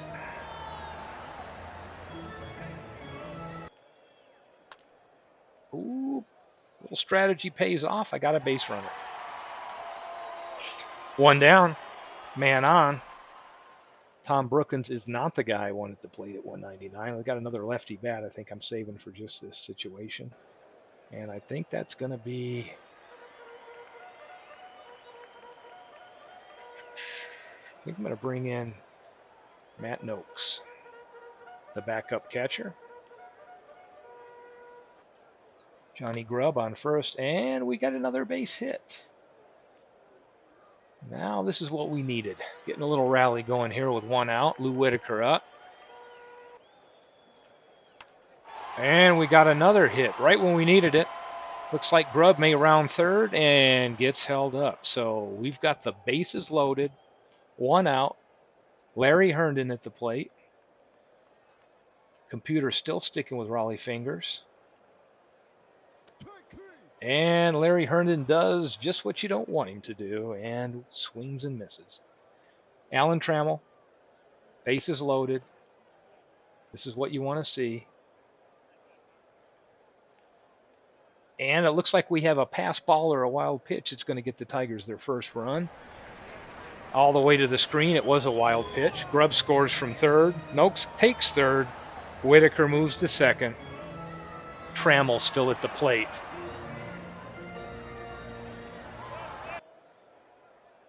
Oh my gosh, Fingers is looking like he's coming unraveled. Hits the batter. Trammell takes first, and we've got bases loaded for Kirk Gibson. Looks to me like the computer is sticking with Raleigh Fingers, who's pitched 48 pitches. He can go a long way in relief, though.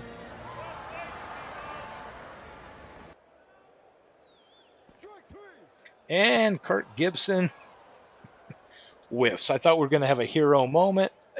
Not this inning. So Morris still looking strong. I'm going to keep him on the mound. I'm missing the third baseman. Correct. So let's go in here. Brookins is now out of the game. Ooh, I got a lot of options here.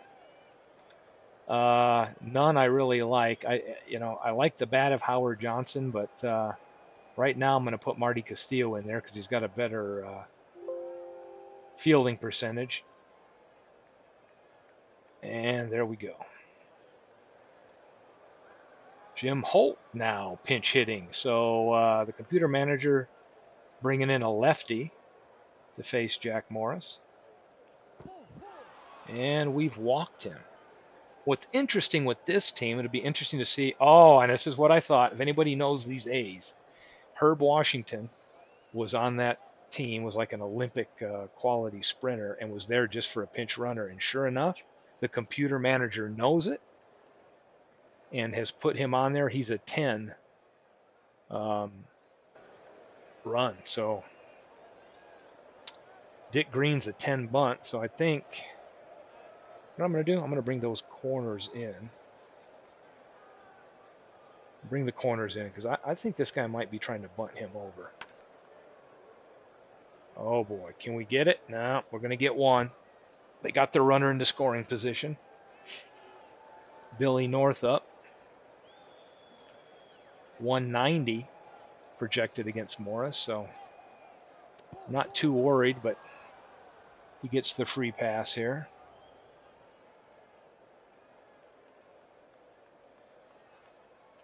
Campaneris. Oh, we've got a mound visit. Parrish wants to get the sign straight with Morris.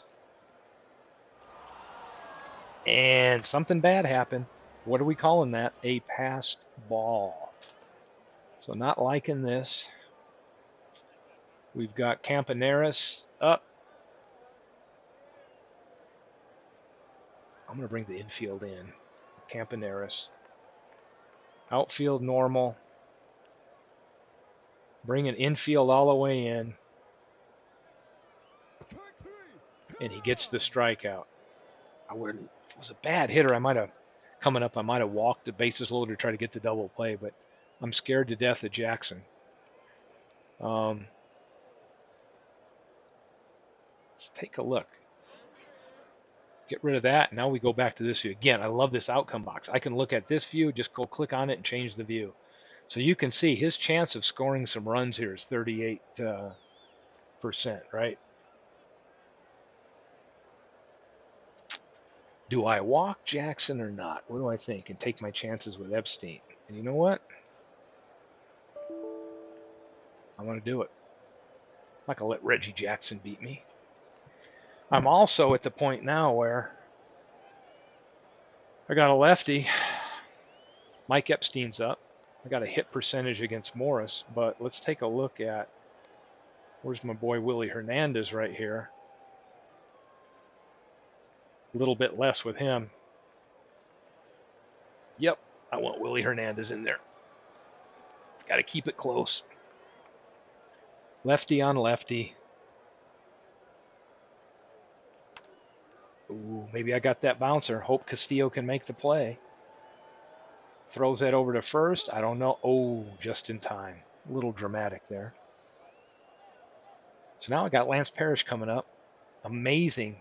What a long relief appearance from Fingers. Of course, he did that back in 72, 73. Lance Parrish whiffs, so we're down to 2 outs. Chet Lemon. I tell you what, this team's been tough. This is time for Darrell Evans to keep the hope alive. Got a dribbler. Maybe he can beat it out. He's legging it. He's legging it. And unbelievable. He heard me. He heard me pulling for him, and we've got a runner on. Darrell Evans, let's get somebody a little faster. I got Pat Sheridan over here. Don't want to have that slow runner make the out. Johnny Grubb up. Let's keep it going. They're worried about Sheridan over there. Got a grounder. How about an error? Tell you what, I tried.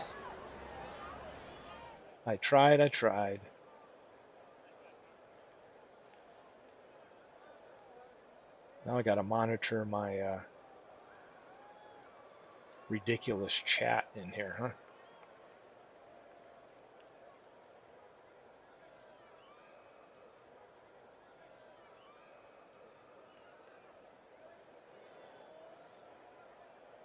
Let me add, if Beatles is in here, let me see if I can add him. Beatles is now a moderator. So I've added Beatles as a moderator. Added Robbie in here as a moderator. Get rid of some of this nonsense. I got to pay more attention to this stuff, right? You're here.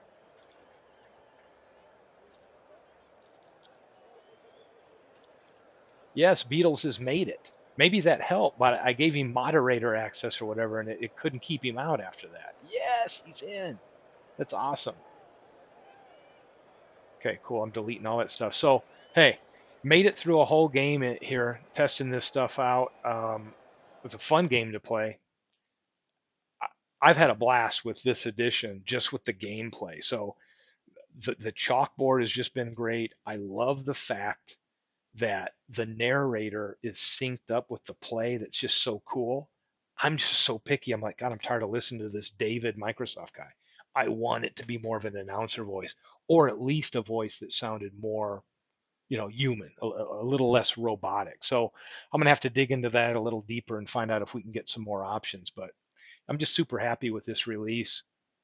Um, take a look at the recap here. Not a ton of action going on, but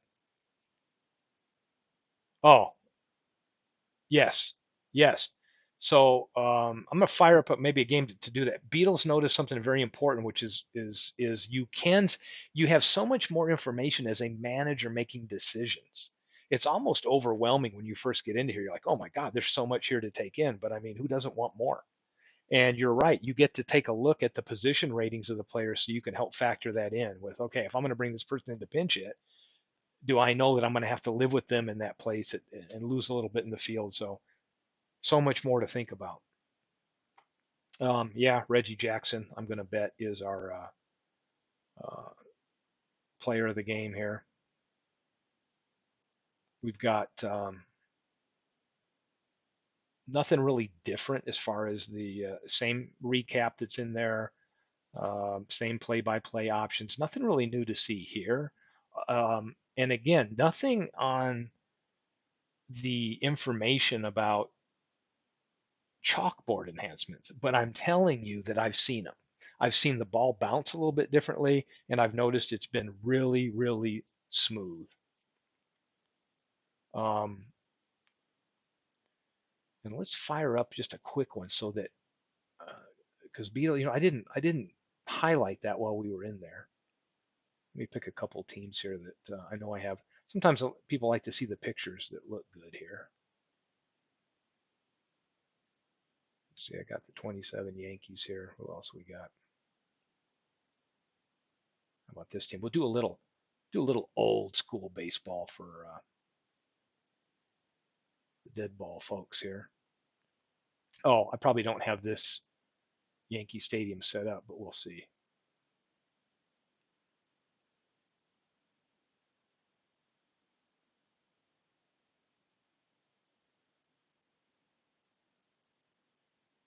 See which Yankee ball.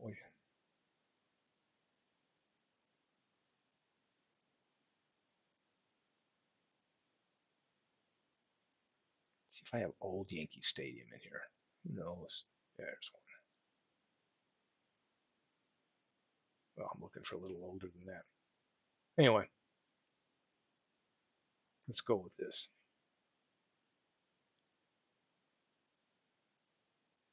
We'll let the computer do all the lineups. Start the game. Play ball. Okay. And I think what he was talking about here is if I'm going into this and you may not pinch it for the first batter. All right. Let's get a batter out of the way. Ooh, it's like Koenig bobbled one. Let's take a look. So I got Bucky Harris coming to the plate. Let's take a look right here.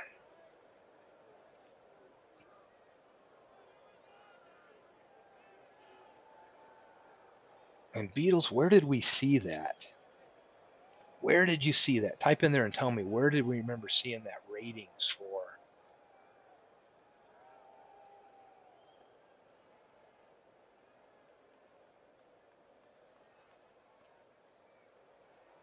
Trying to think where that was.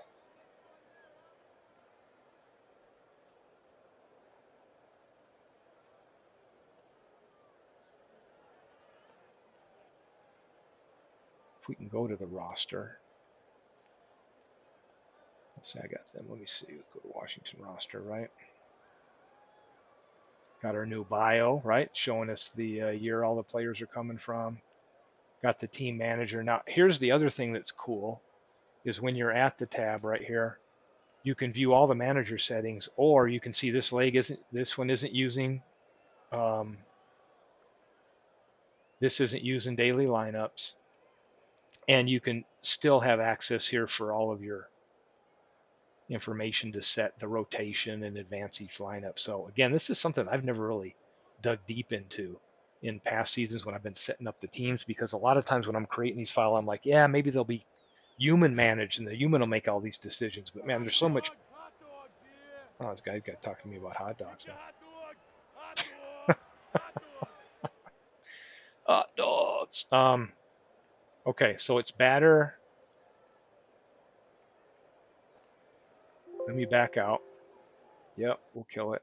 So you're saying under reports matchup, boom. I'm gonna grab the 20. So I can pick whoever, Detroit. I'll pick Baltimore. Ah, yeah, this is okay. This is great too, right? So you're looking at this, you're seeing all the ratings for the positions they're rated at. Very, very nice catch. I didn't even snap to that when we were looking at them. Yep, very nice to know. Because the nice thing is you can say, okay, I've got Mike Cuellar coming in here. Um, yeah, this guy's going to give me a better, hitting option right here. Oh, and he's a 7 in left field, right? Or I'm looking over and going, hey, here's a good hitter for catcher, but he's only a 4. And here's Parrish. I can get a 10 catcher, a little less hitter, right? So what am I going to pick my poison? Who am I going to go with? So yeah, I think that's just a lot of good information because you're balancing what that lineup's going to be and trying to weigh, that the give and take and the between the defense and the offense. So a lot of powerful tools as I look through this for Ned McGreevy League.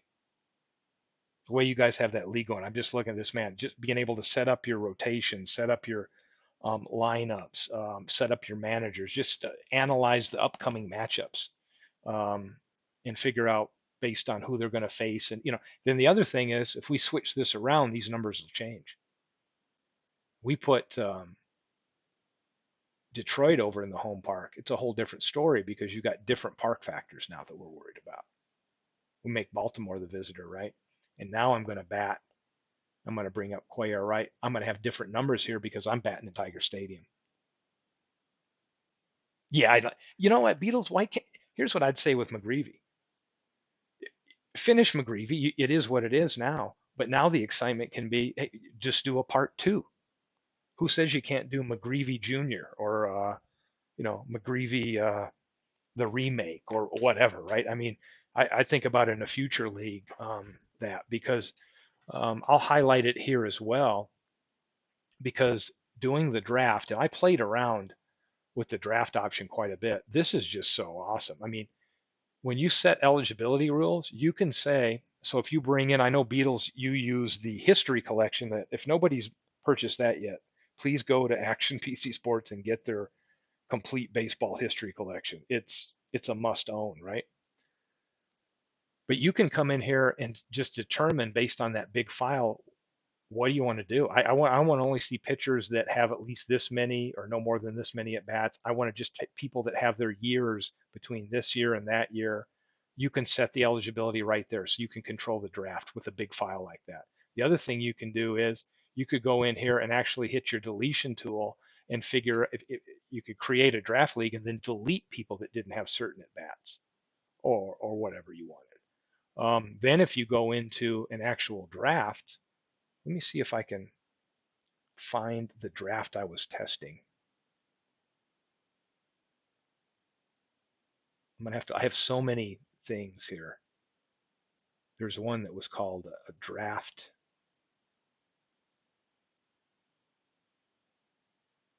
Right here. I was testing this just for Beatles, and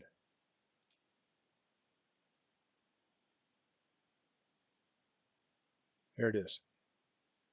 So I set up a test draft league, right? So if I go to organize draft,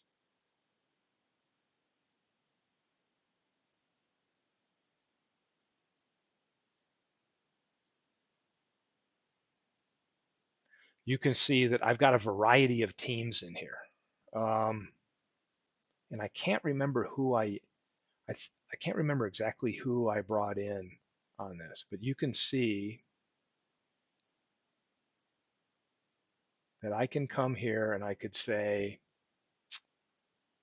tools. I only want players on this file because this is a combination of like 50s, 60s, 30s, 20s. I've got teams from each. I could say I only want people from, 1970 to 1990. Hit OK, and you'll see it changed. I refresh it, and now if you look at any of these players here, I've got Dick Allen. Let's take a look at him. 1972, right? I got Chico Salmon, 1970. So what you're going to see is now I can import like a big file like that and say, he says your season folder uses mine.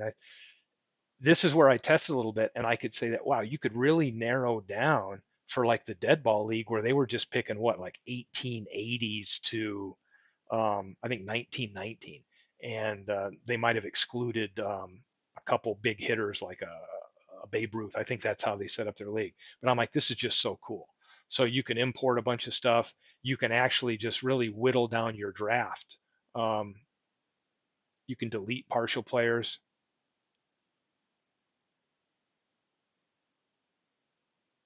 Ah, if you says Beatles is saying if you try a computer suggestion, a large file, it will still pick from all of baseball history. So from what if I understand you right, that's something I haven't specifically tested to see if when it, so let's see what we got. Okay,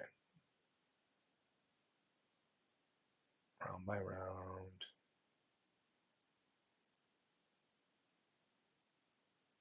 Wilbur Wood gets suggested, right? Um, hmm. Hey, you know what he's saying? So Beatles, do you want me to load the full-blown big baseball history, or should I whittle some of the garbage players out, like the ones that have at least so many career at bats and all that? You tell me. Let's test this sucker right now. I got nothing else to do but go to bed eventually. Got a lot of stuff in here. Let's see. Where is my? Here it is. See, we got these options. As long as you have enough to narrow the years. So I would say baseball history.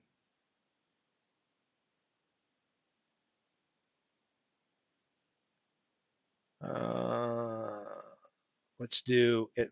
What do you think? At least 5,000 plate appearances, whatever. Because I think I have decade team. I have the master that has everybody, right? Should we? Did you use the master, Beatles? Hey, let's try to break it, huh? Bring in the master. And the other thing a lot of people don't know is once you have this, because in the master file, everybody's a free agent. So you'll see there's no teams created. But the cool thing is if you want to search for players, you can go to database. But here's what I love, this feature. You go up to organize and you hit player search. And this is so cool. First name, Babe. Hit search. It's going to tell me everybody with the first name Babe that ever played baseball. I want to go down a little farther. Let's try to get towards Ruth. It'll even take partials. Babe with an RU, there's Ruth. I can click on him. This is a great way if you have the history collection or like before a draft to research players right here. You can go in there and just search individually and look for their card because you can see he's based on 1926. Again, they neutral parked them because they tried to normalize them for this collection, which is great. You can see his kind of fielding breakdown, his numbers, his pitching numbers, right? He's a pitcher and a batter. So, okay. So we got the history collection. So let's do this. I'm wondering if I should,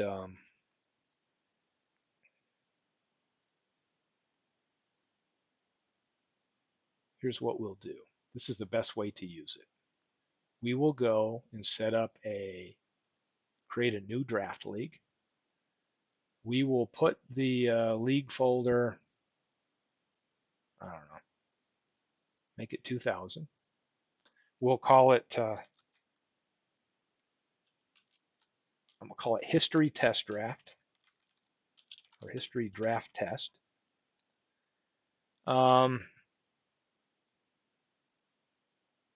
We could import teams from an existing league, or you can create new teams.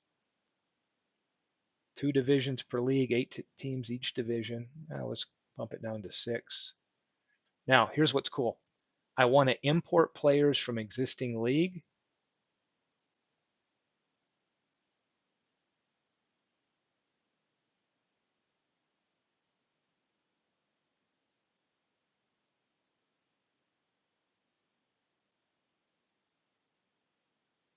Go down to, I think it's baseball history. I got to figure out where all this stuff is. Bear with me. Here's my master. I'm going to bring in the master file. So it's going to set up teams for us, and we're going to bring players from that file. Let's create it and see what we got. It's probably got to spin for a while. That's every player in the baseball collection. And now I'm understanding what Beetle's issue was. That some of the players didn't have a good idea who they might want to draft. That computer suggesting who you might want to pick is a great thing while you're in the draft. This thing spin in, spin in. Ooh, new folder created. See what we got. We'll have new teams here.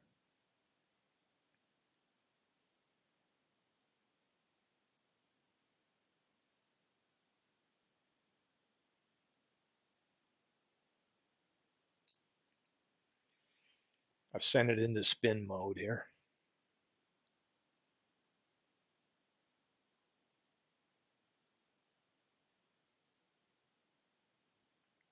Yeah, and I see what you're saying there. It's like you've set the criteria and you want them to exclude certain players, but maybe that logic doesn't apply to the computer. They're going to scan the entire disk and look for the next one, which is definitely something we'd want fixed.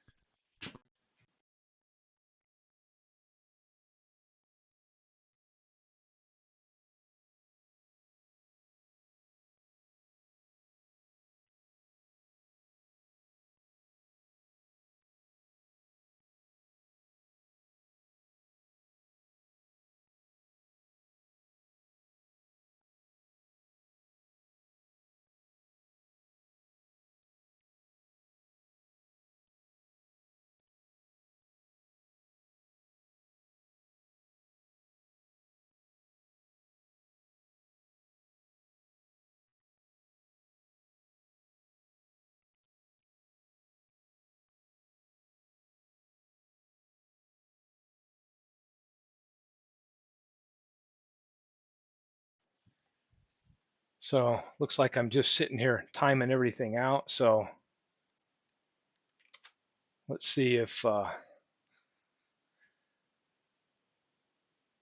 me shut that down and let's fire it back up. See what the heck was going on with that.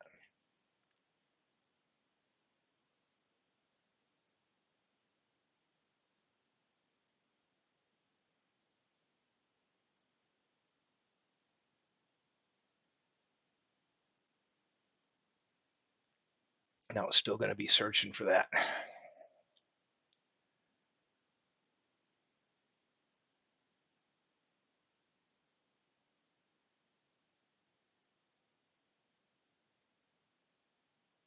Yeah, it's if Beatles know, you may know more than me, Beatles, on that. So I'm gonna have to test this thing out because now I'm hell bent on finding out if that will be implemented or not. So now we've loaded the history draft test league, right?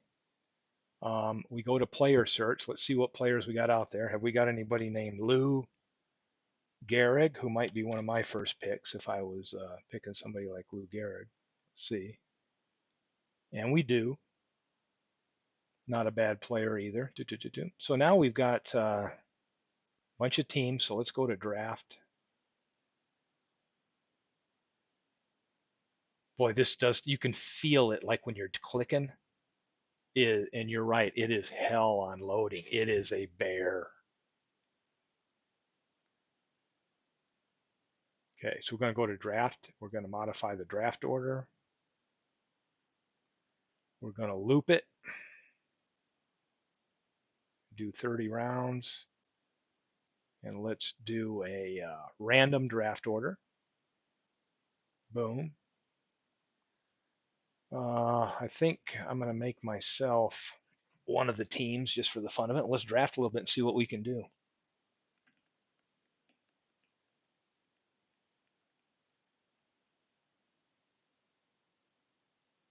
Because I'm dying to know. Yeah, it is, man. It is such a big file. Modify general managers. I'm going to be team one. Let's take tools. You can go here, all computer general managers, and then I can go over to team one and just make that human. So now all of them are computer controlled. You could also go in here if you're going to set up a league and, you know, emphasize beyond normal if you wanted to go for power or whatever, but I'll just be team one. Let's go back. Oh my gosh. I haven't been in here drafting out of this history file in a while, but it is hell unloading. Just do have to say, I really like this edition a lot. There we go. Draft. Let's draft some players. So now let's say we're ready to draft players, but we've got to screen out for certain years.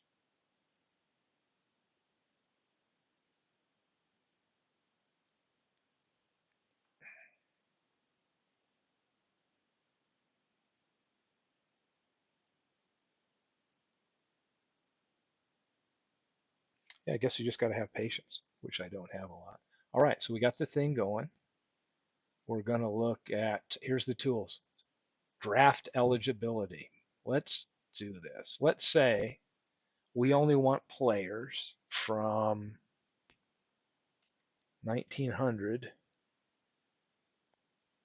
to 1919. Everything else is fine.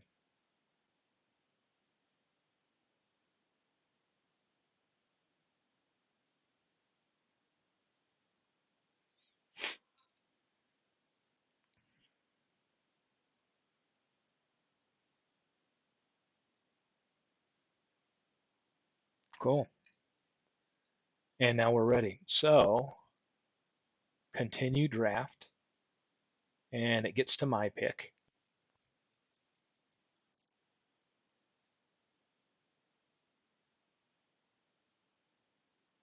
Nice. It's telling me 2,549 free agents, so I know the pools have been whittled down, plus some have been drafted in front of me. I could look at the team's picks. Now let's hit computer suggest.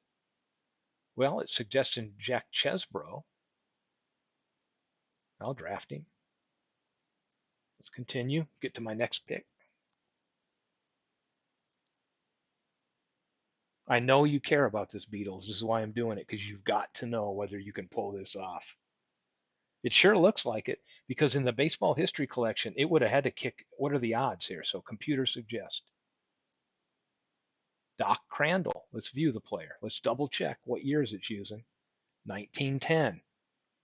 Free agent. I don't like that. I'm going to go with, let me draft somebody else. Let me take a look at all players. I'm just going to go right here to batters. And let me see. Yeah. The other thing you might screen out is some of these partial ones that only had like an at bat or two or whatever. But I think if we can get to at least 200 at bats, let's see what they give me. Shoeless Joe. I want him on my team. I'm going to draft him. Now let's continue. Let's see what we got. Okay. Computer suggests for my next pick will be Doc Crandall. Okay. I'm just going to draft Doc Crandall because they want me to have him. Continue it again. I got another pick here. Computer says Sam Crawford. I'm going to view him because I know he's in there. So now 1911. Okay. I'll draft Sam Crawford. Continue. Computer suggests Doc Ayers. He's in the thing. I know. I Hey, Beatles. I know right now you're toasting to the Action PC 2023 because you're running with your league and all that. This opens up all kinds of stuff. You probably won't be able to sleep with all the thoughts in your head because you're as ill as I am over all this stuff. Um, Doc Ayers, I think I'm going to go for a batter here. Give me somebody with some batting average. I'll take Ginger. No, you know what? I want Home Run Baker. Give me a third baseman. Let's continue it. Yeah, sleep. What's that? Computer suggest. Rubois. Hey, Beatles. I haven't done a full draft, but I think things are looking better. I don't know how long it was, what round Mike Marshall came up, but we're looking pretty good here for the computer to suggest people. Because I do know that, like, when a big file, it is nice to see what the computer thinks, and you can override that.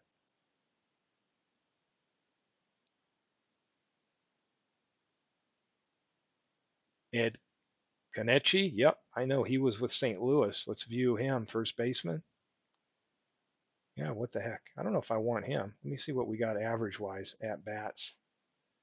How about a center fielder? I'm going to grab Ginger Beaumont. Continue the draft.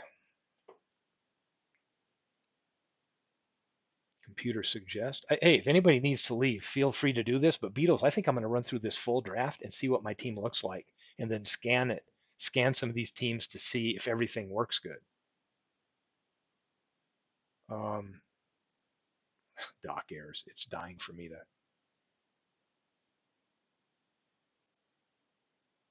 Yeah, let me draft him. When the computer Eddie Plank.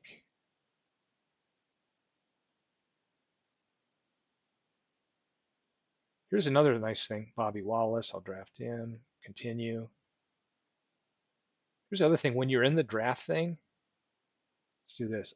I'm team one, right? I could give them names, but let's go to team snapshot. The cool thing is if you're drafting like this, you can pull up this snapshot and start tracking what you've got. So the cool thing is you're like, okay, I've got pitchers and it's showing me how many games and then how many started, because usually you want to make sure you have your game starts in the league covered and you want to have your positions covered. So I can automatically see, hey, I've got my outfield set. So it looks like the computer's doing a good job of suggesting and not just punching one thing at me, right? So it's not giving me three third basemen or three left fielders. It's done a good job of suggesting people, and I picked a couple of these myself. So that's really nice. Um, it wants me to get a second baseman, which is smart. It knows I don't have a second baseman. So I can go down here on the bottom and I'm just going to look at second baseman. Let's see who's my best OPS second baseman. Larry Doyle. Who's it suggesting? Larry Doyle. Like, this damn computer knows what the hell it wants. I'm going to have to draft Larry Doyle. I mean, this is making me feel really good that the logic here is working really well. Okay, computer suggests Zip Sable. Now, there's a name. I've created files for years. I have never heard of Zip. Why would it want this guy on my team? Well, he's got a low whip. I mean, you know what it's probably doing? It's probably looking 29 games, only 11 started. It's looking for like what would be a true reliever in that era, probably. Um, what else do I need? I don't have a catcher. That's kind of bothering me. Cool. We're down to three people watching. Beatles, it'll be me and you, maybe Robbie closing out the night. Everybody else will be bored to tears, and we're going to be trying to figure this drafting thing out. But I'm super pumped with what I'm seeing. So let's see what's my best OPS catcher, and then it's giving me my ratings. Ooh, Chief Myers. I need a catcher. He's on my team.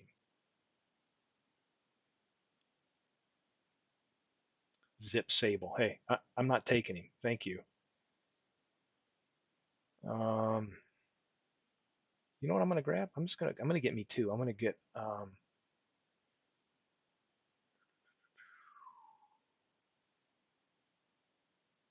Ted Easterly. Look at this. A good average.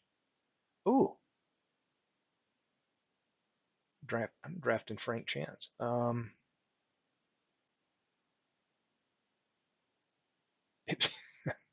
The hell was Zip Sable? I don't even never heard of the guy. It's like a made up, like somebody's just throwing like their cousin Zip at me. I don't want him on my team. I'm gonna fight it.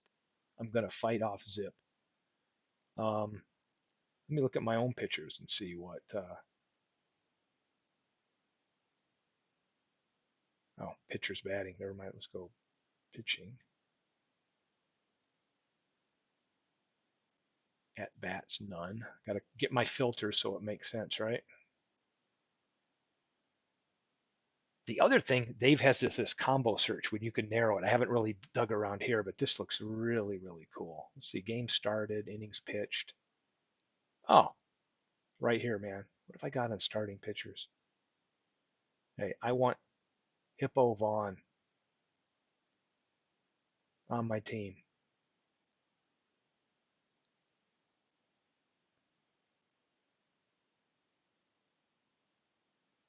Zip. Like, somebody please draft Zip. I'm not taking him. Okay. Oh yeah, I got to be patient. I'm just clicking like crazy, and this is a big file. It's got everybody that ever played baseball. So let's go with all players. Batting. The other cool thing I can do is if I want to look at defense, I can click over here. Well, I've got some nine.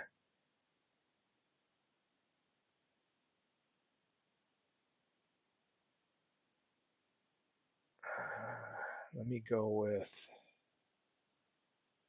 Johnny Kling.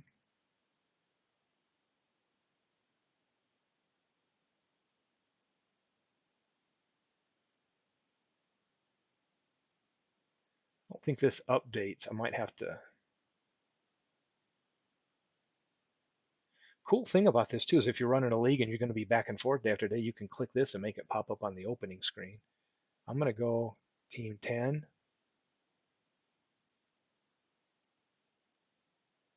Okay, there we go. I guess I had to go back and filter it for it to upgrade, but I've got two catchers now. Frank Chance can catch two at first. Need some more outfielders. We got a good outfield here. Somebody can play all the positions here. Hey, how about Chick Stahl? I like that. He can play all three outfield positions.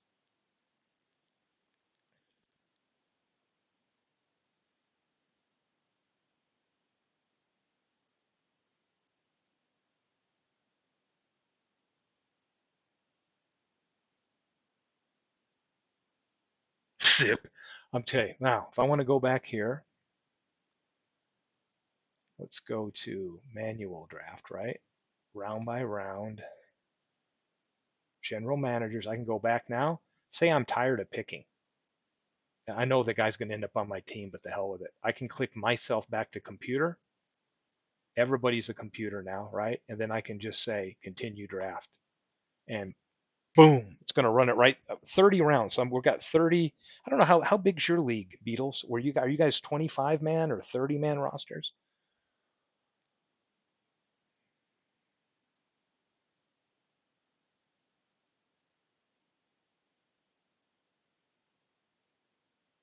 25 man. Yeah. So I've got 30 man is what I've gone here.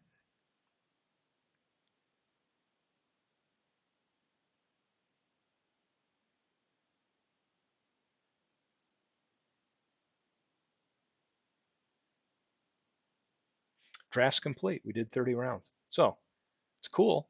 Now, like we're running this league like you are, we've got a bunch of potential free agents to go pick up. However, we're going to run the league, right?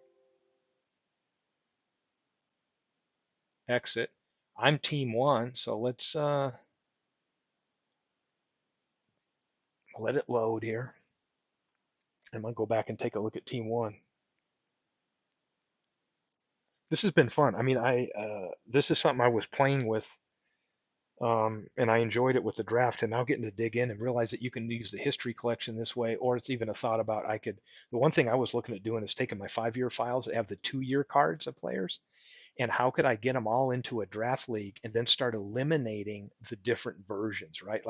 like if I've got Reggie Jackson, like a 2 year run with the Yankees, a 2 year run with the A's, just pick one of those 2 year runs so that it could be like a true draft league. That's the next level I got to kind of play down with and figure out how to create a maybe a free agent draft pool of 2 year cards from my 5 year file with no duplicates.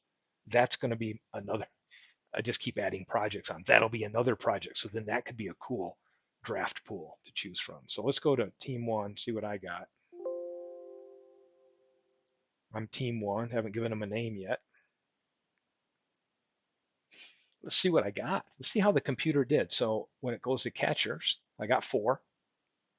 Okay. First baseman, I got first base covered. Second base covered. Third base, short. This is how you can tell real quick if the computer's doing a good job of covering you, right? I've got all the positions I need covered. Of course, I went 30 deep versus 25. Um,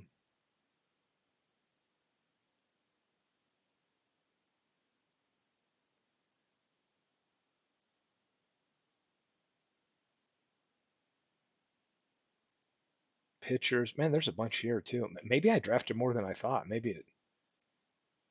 There's Zip Sable made the team. This bastard. I'm gonna have to play him.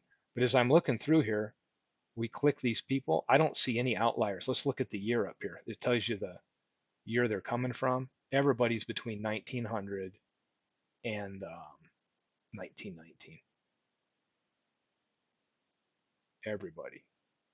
Let's go take a look at another team here. Just pick a team. Team six. Let's see what they did. The computer handled them the whole time. Again, yeah, we got two catchers, but hey, they've got over 165, 166 games. Okay, fine.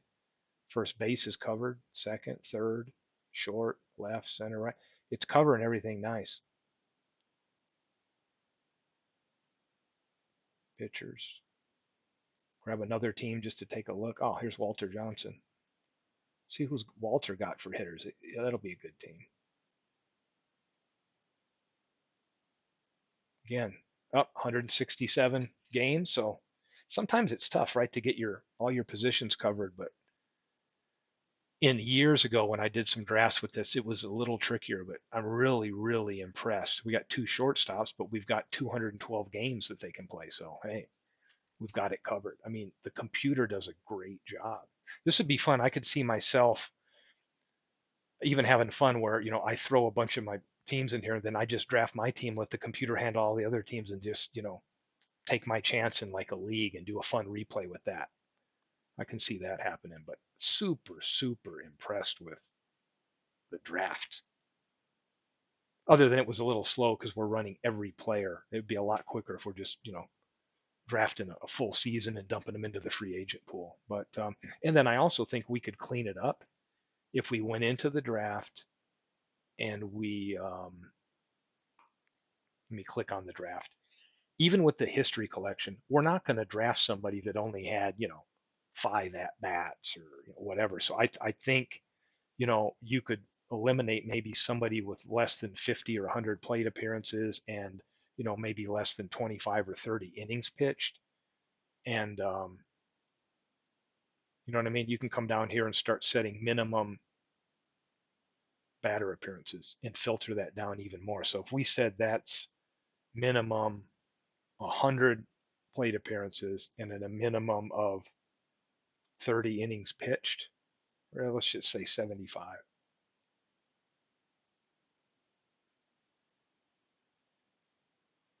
And then we'll go see what the numbers come down to.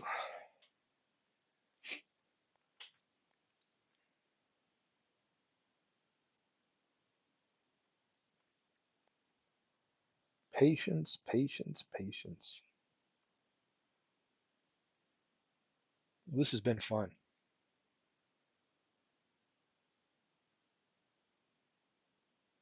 A virtual unboxing that's turned into a deep dive with all kinds of features, and I haven't even covered a third of the features in this game. Okay, so let's draft some players. Let's say we're going to go back in here and see what our pool looks like now. Yeah, so look at this. We got rid of a lot of riffraff. So now we're down to 600 agents. So if you think about it, we're looking at bats. That's even great. Those are pitcher at bats, right? But players. So we look at batters, all batters. Yeah, so I did plate appearances, which is going to include walks. So yeah, anybody with 75 plate appearances or more, anybody less than that, we didn't care about them. So it got rid of a lot of the riffraff. So it makes it much more manageable. And that's cool. Pitching. What are we doing? We're going to look at pitching, all pitchers, and we got rid of innings pitched. Oh, these are some of the position players that pitched because they've all got regular ones. But let's see.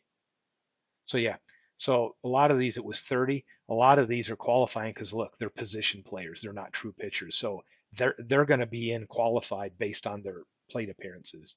Pitching is secondary. That's why they're going to be allowed to have less than 30. But everybody else, we're going to have 30 or more.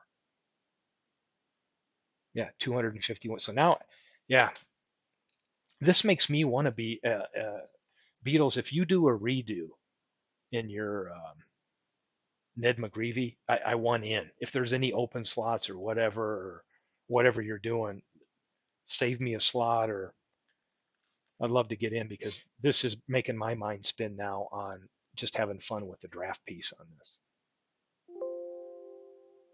The other cool thing is let's go in and take a look at my team. So let's say we got this draft league.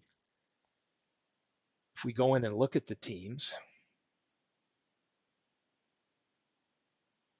yeah, it would be cool, huh? Later players or so let's go in and take a look at the team. So we look at these teams, they're set up, but they don't have any of these lineups left, right? So if you're running a league like this, what you can do is go right up here to, hold on, I always get lost where this is. Is it organize and then managers? Go to organize. Oh yeah, modern baseball, like 60 to 2000 would be cool. I'm all for that, like picking a slice. Oh, right here. Generate default. I use a lot of team managers. So check this out. I'm going to apply it league wild or league wild. We want the computer for those teams to do depth chart for position, pinch hitting. We can even use player usage preferences. Let them do it and create lineups. We don't have any current ones to save, right? Um, we could also globally apply different settings.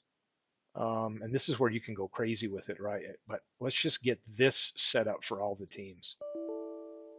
And once you do this, now it's set up to actually be able to assemble lineups and all that good stuff. So now once we go into that,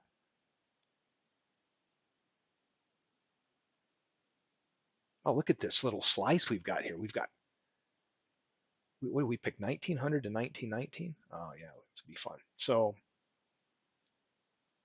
okay, go to team, we'll go to my team number one, right? So now we'll go in here. Let's take a look at load lineup one. So now that it's already gone in here and it's made, look at this, lineups, up to 5 lineups right here. And you could go in and tweak those, right? Daily starters. Let's say we're in a league and we don't have any lineups. We can go in here and start creating our daily lineups. We could also have the computer generate this. So let's hit it.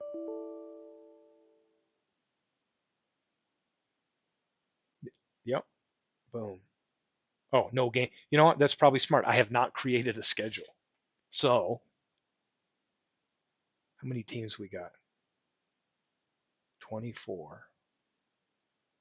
Let's do this.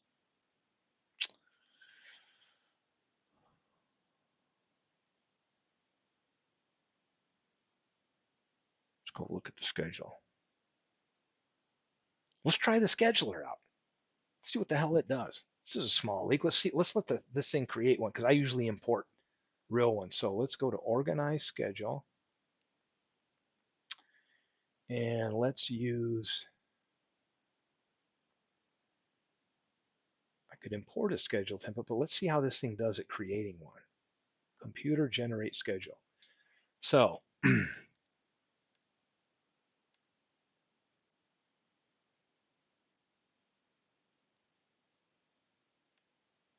Oh, see, this is what's overwhelming. I got to figure out how we break it down. Game series, 27. Preferred interleague games. Game series 3, game series, divisional home series per team. Yeah. Yeah. Here's the tip. Instead of me trusting this, I'm going to say import schedule template. And I think I put it right here. I saved a template,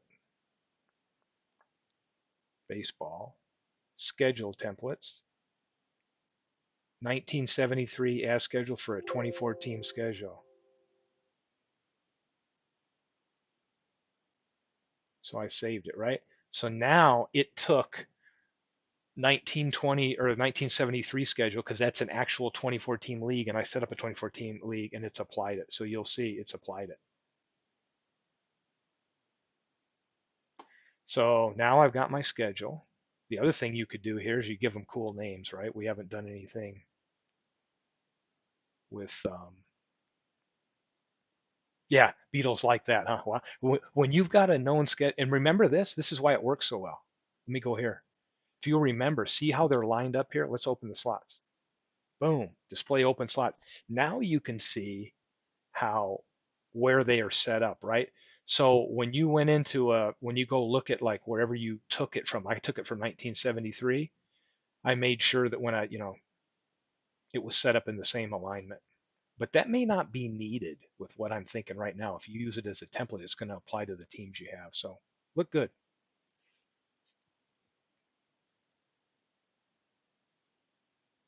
So now we have a schedule. Let me go to team one just for grins and giggles here. It was me. I'm going to modify it.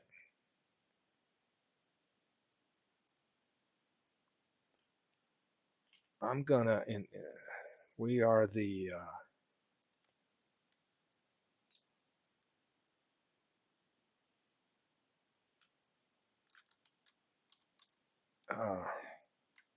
I'm just making up a name. We'll be the Salida. You know, I got to keep Howie Shanks going. The Salida Shanks. Give ourselves an abbreviation here. And for anybody that watches this or follows along, you can see this is how you'd set up a league, right? Put the manager.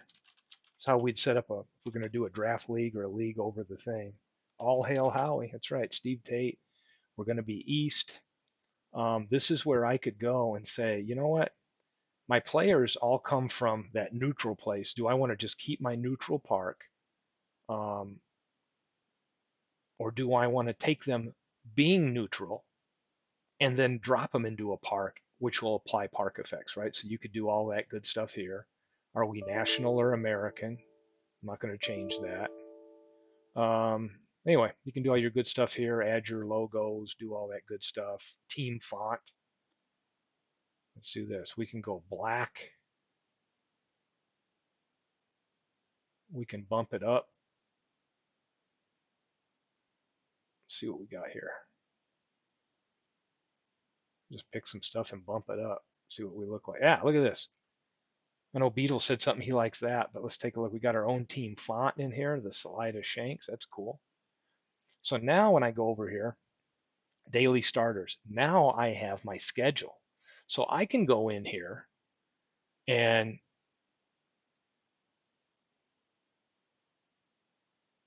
I can say, oh, I've got April 6th. I want to sign a save lineup. So I can go in here and say, what's my left versus lefty, right? Boom. I can bring that in. Then I can make all my changes or whatever I happen to throw a pitcher in and save it. So I could go game by game and save a lineup. Or, because I can go here and see, here's my save lineups, right? 1 and 2 are the same. When I get to the third in the rotation, it flips it up a little bit, flips it back around, right? Then versus righties, it starts rotating to get playing time in there, right? So the computer does a good job of giving some variation, or I could go in there and manually change these myself. Um, I could view the preset lineups. Let's take a look right here. If I wanted to have an output, it shows me all of my pre-save lineups. If I wanted to print that out in the league and take a look at them and make some adjustments. Or I could go in here at daily starters. double click to enter starting pitchers. So I'm going to go to my pitchers. I'm going to be like, okay, this is where if we had them assigned on the schedule, once everybody builds theirs, you could see like a week at a time. Hey, I'm going to start off. Who I got? Game started. I'm going to go with Jack Chesbro here. Eddie Plank. I'm going to go with Rube. Look at the lefty. Wow, I got a lot of lefty pitchers.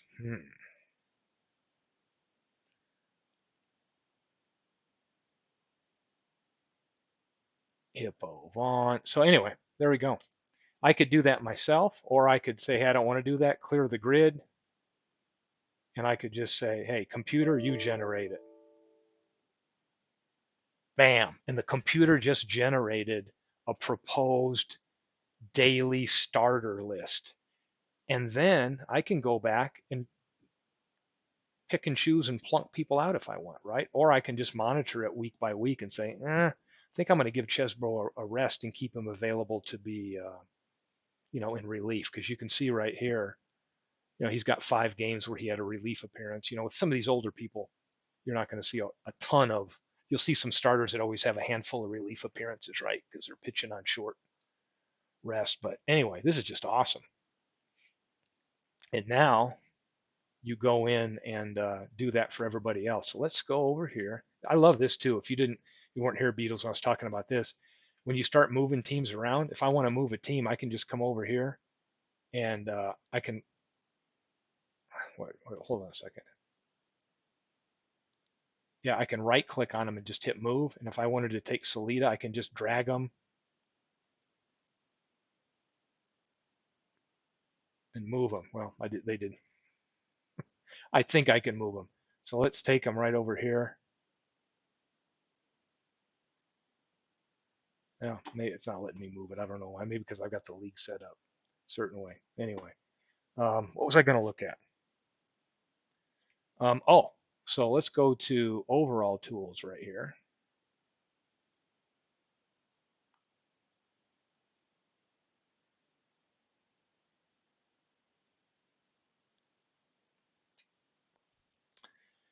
Um, so nobody had anything we need to reset coming in from seasons where they already commit, right? We got all players. I always like to set this clear all availability so they don't have any availability issues. It's all there. Let's see what else we got.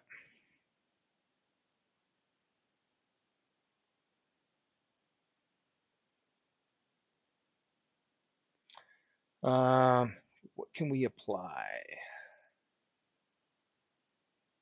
We can apply all computer, human. Good. Additional date.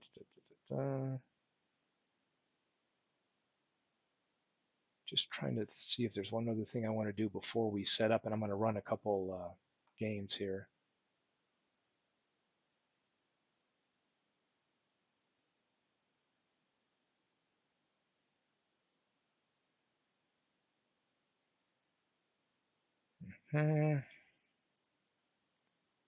Hit rules.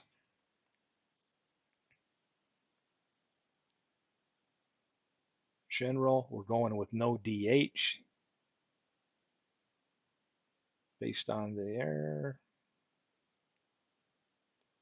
Estimated pitch count, rain delays, ejections. Good stuff. Roster limit. So we'll set it to, we got 30 on the team, but we'll set it to 25. Usage, I think we're good.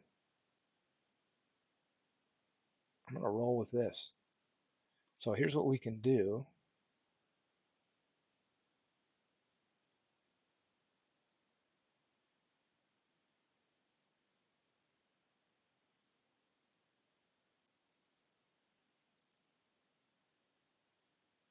We set up the pitching starters. I'm just trying to see if there's a way we can generate default team managers.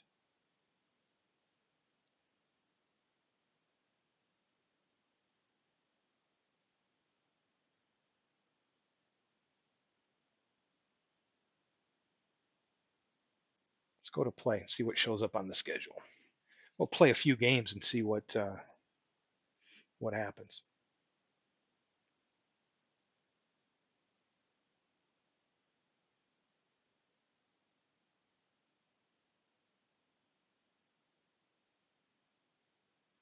And it is slow because we're still using the baseball history file, even though we sliced it down for the draft. You can tell this is pretty heavy. So we got one game on day one.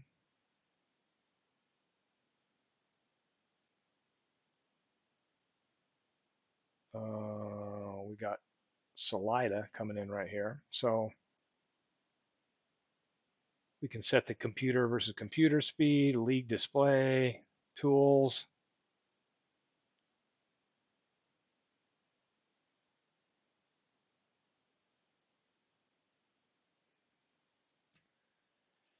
And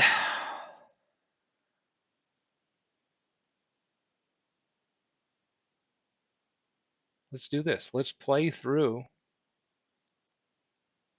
April 30th and just see what happens. If each team had, oh, nice. Yeah, that's a great idea, Beatles. It's a great idea. Um, yeah, let's see. The one thing we would see is the upcoming starters. If every team had set their anticipated, I did it for my team, right? But I think if everybody was human controlled and we had like that chart, when you come to the play thing, you'd see who was the anticipated starter for that game. Let's crank out some 1 month of this test league, see what the results look like. See if my Salida Shanks. Well, we're above 500 down here.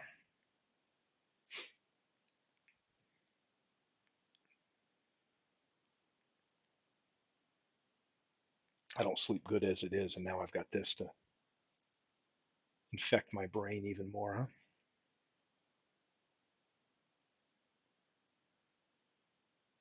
Oh boy. Halfway through the month. See what we got going on over here. We can always go over here and look at pitching. We can check highlights.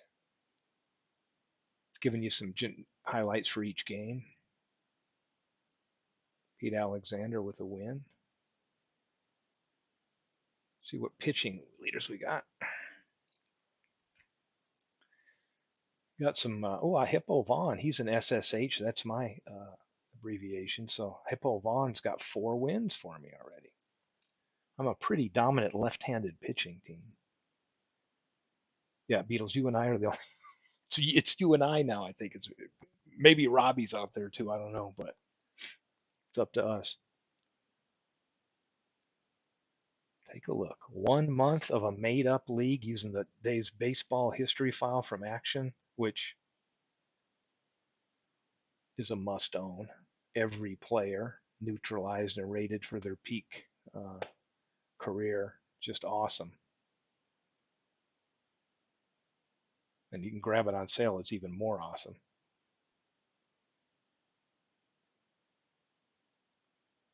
Cranking away, cranking away. We're getting there. Another week to go.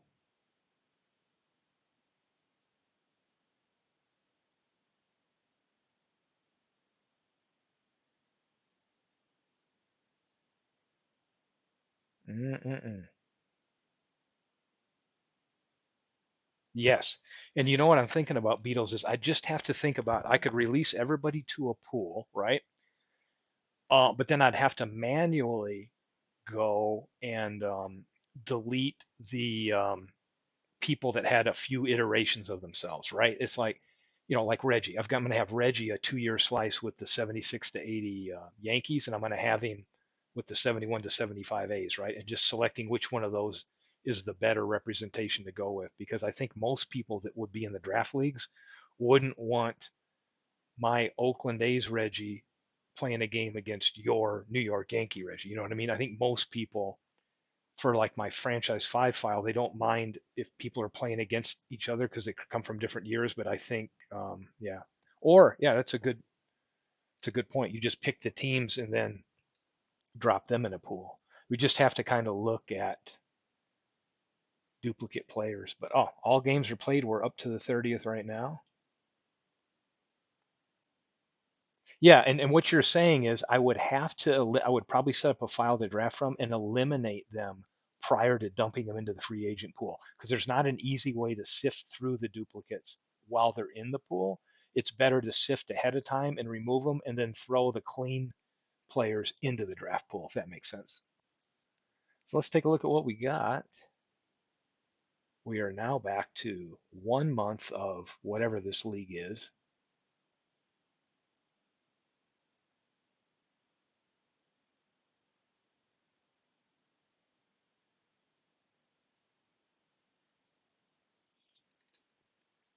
And here we go.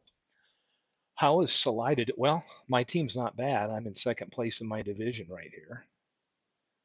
Do I have anybody on the? I got Sam Crawford on the leaderboard. I got Chief Myers, who's one of my catchers. I got Home Run Baker on the home run board. It's interesting to see how these guys play in a very dead ball era when it comes to some of these power numbers with home runs and RBIs and that.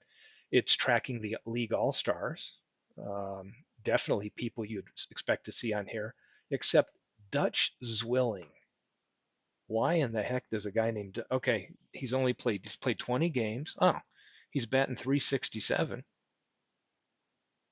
He's a 7 in center field, so he's starting off on a pretty good clip. But so far, the voters in the made up league are really loving Dutch Zwilling on this game, on this All Star team, along with some of the great Hall of Famers we all know.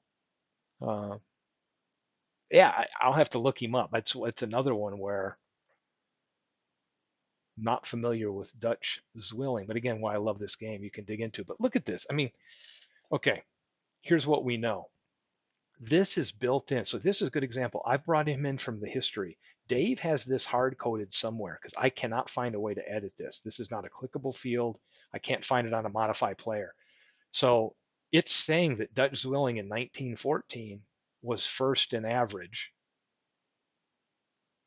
second, eighth, and 28th, right? So here's what it's looking at. It's looking at this replay league, right? And it's giving me where he's at right here. So if we had it on real stats, you'll see that based on the real stats. And now that we're looking at replay, it's calling him out here where it's got him second in doubles, right? So what's he got on here? 9 doubles, so he's second. So this is kind of a cool thing to give you a snapshot of where that player ranks. This is all brand new stuff here in this edition. What do we got? Sam Crawford, see what he's up to here. Yeah, he's third in average for me. Let's see how he's doing in fielding. Here's the other thing that they're doing that I really love in this game. Slay LaJoy. Let me pull him up. Let's look at his fielding. So check this out. It's got advanced fielding rating. So it's going to give him a field. He's got great fielding ratings here, right? But it's tracking how many run saves. He's a little bit below average right here. And then if you average that out over 162 game season, he's -9. We'd expect that to be higher as time goes on for him to live up to some of these range ratings, right? But this is just awesome because it tracks that. Catchers, I've got Chief Myers. Go to fielding, it's tracking his. Look at this. Now defensively, he's killing it right now. Still early, right? But it's given his stolen base percentage and that, but it's saying, hey, he's saving defensively. He's saving 6 runs so far, and that would average. That this would be astronomical. It would be huge, right, for his defense to do that. But it's just really cool that it goes into this kind of detail. Versus team, yeah, man, you, or yeah, you're right on that. It needs if I love its narrator. If it could just get a more of a baseball announcer voice, or even as a first step, something that's not as robotic as that Microsoft David. I hear that Microsoft 11s has much more realistic sounding. I'm not running 11s yet. Probably next year I'll get another PC and do it. But I ought to message Dave and find out what options the game taps into because it only gives me Zira and David when you're in his sound options. But if I could even get that to sound better, I just love how it's timed with the action and everything. So you're right. That's the big upgrade. If we could peel Ernie Harwell's voice or figure out how to bring in another translator voice that sounds better than the Microsoft default ones. Yeah, I'm loving what I'm seeing so far with everything. Here we go to the compare, right? So let's look at all the teams. Who's leading in batting so far? Where's me? Team one. Where am I at? Ah, Salida, right? So I'm top four right here, and I can go to that new one, batting plus. Now I'm taking a look at clutch hitting. Who's the best clutch hitting? Well, right now I'm not doing as well, right? 227 in clutch situations. You can see which teams are doing good. How about the best team on the road? I'm a little lower on the road, right kind of in the middle of the home. Pinch hitting situations. Got a team here that's pinch hitting. Home run leaders.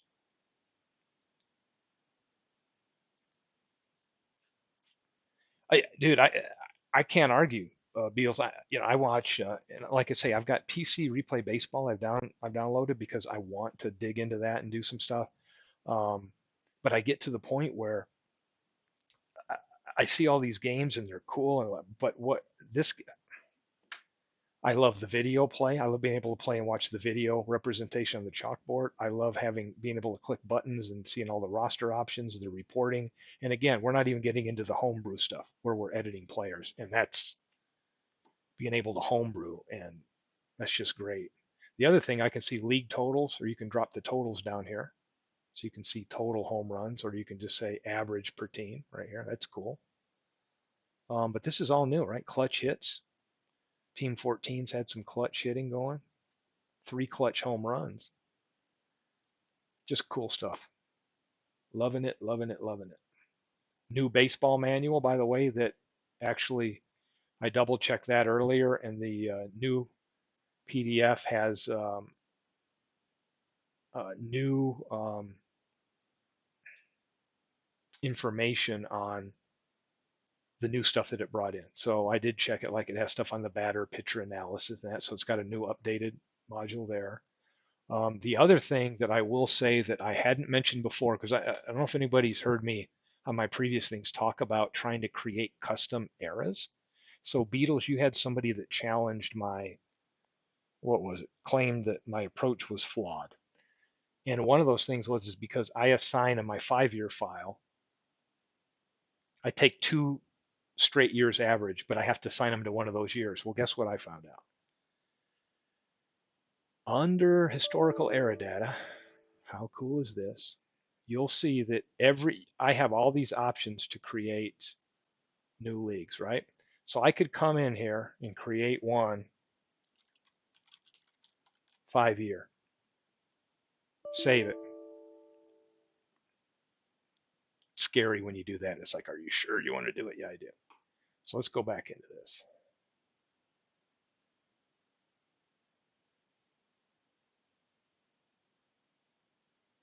I'm going to have to get out of this file because it's just so hard watching this one load. So in fact, let me do that. Let me get out of our test file. I'm going to go to my, let's pull up the NL one here. And I will float this idea out there with you, although this is going to take some work. But let me pull up over here for all us baseball nerds what I've started doing over here. So what I've started doing over here is I have era data. I've got some things here where I'm able to get the actual data from all the years from baseball seam heads. And then I take the rolling 3-year average. So if you'll look here, for example, what were we talking about in your dead ball era where it was so high, right? Take a look here. Let's pick this one. 1925, it's 291 in the NL, 291 in the AL, right? But if you go down here to 1925, it's 280. You'll start seeing it smooths it out. Why? Because I'm taking a 3-year rolling average, just like they do with ballparks, and dropping it into my little formula machine here, and then filling that in so that I could have in the game the regular errors for American all these years, but then I can go to 5-year and I can go back and for 1929, which is 283 and 294 in there, I could go over here to my league, my new league, and add those years in. And then I could put the rolling 3 years totals under mine. Because what he's done is he's created Negro League, right? And you'll notice as we go farther, we don't have any Negro League current, but he has eras for Negro League that apply to the years, right? So my goal is to go in here and create, look at all these different eras. So you could set up like your high school baseball league and create the era data for it so it knows, what the average, doubles and walks per 1,000 at bats were, right? So you could create a college season, a high school season, a Japanese league, you name it, right? So this is where I'll be able to go and create one called 5-year. And then for all of the years under it, I will go in there and just instead I'll use 3-year rolling averages and put all that data in for each year. So that's the way that'll be best smooth out, similar to what we could do with ballpark data. That'll be able to give a more accurate depiction of the universe those 2-year runs are coming from.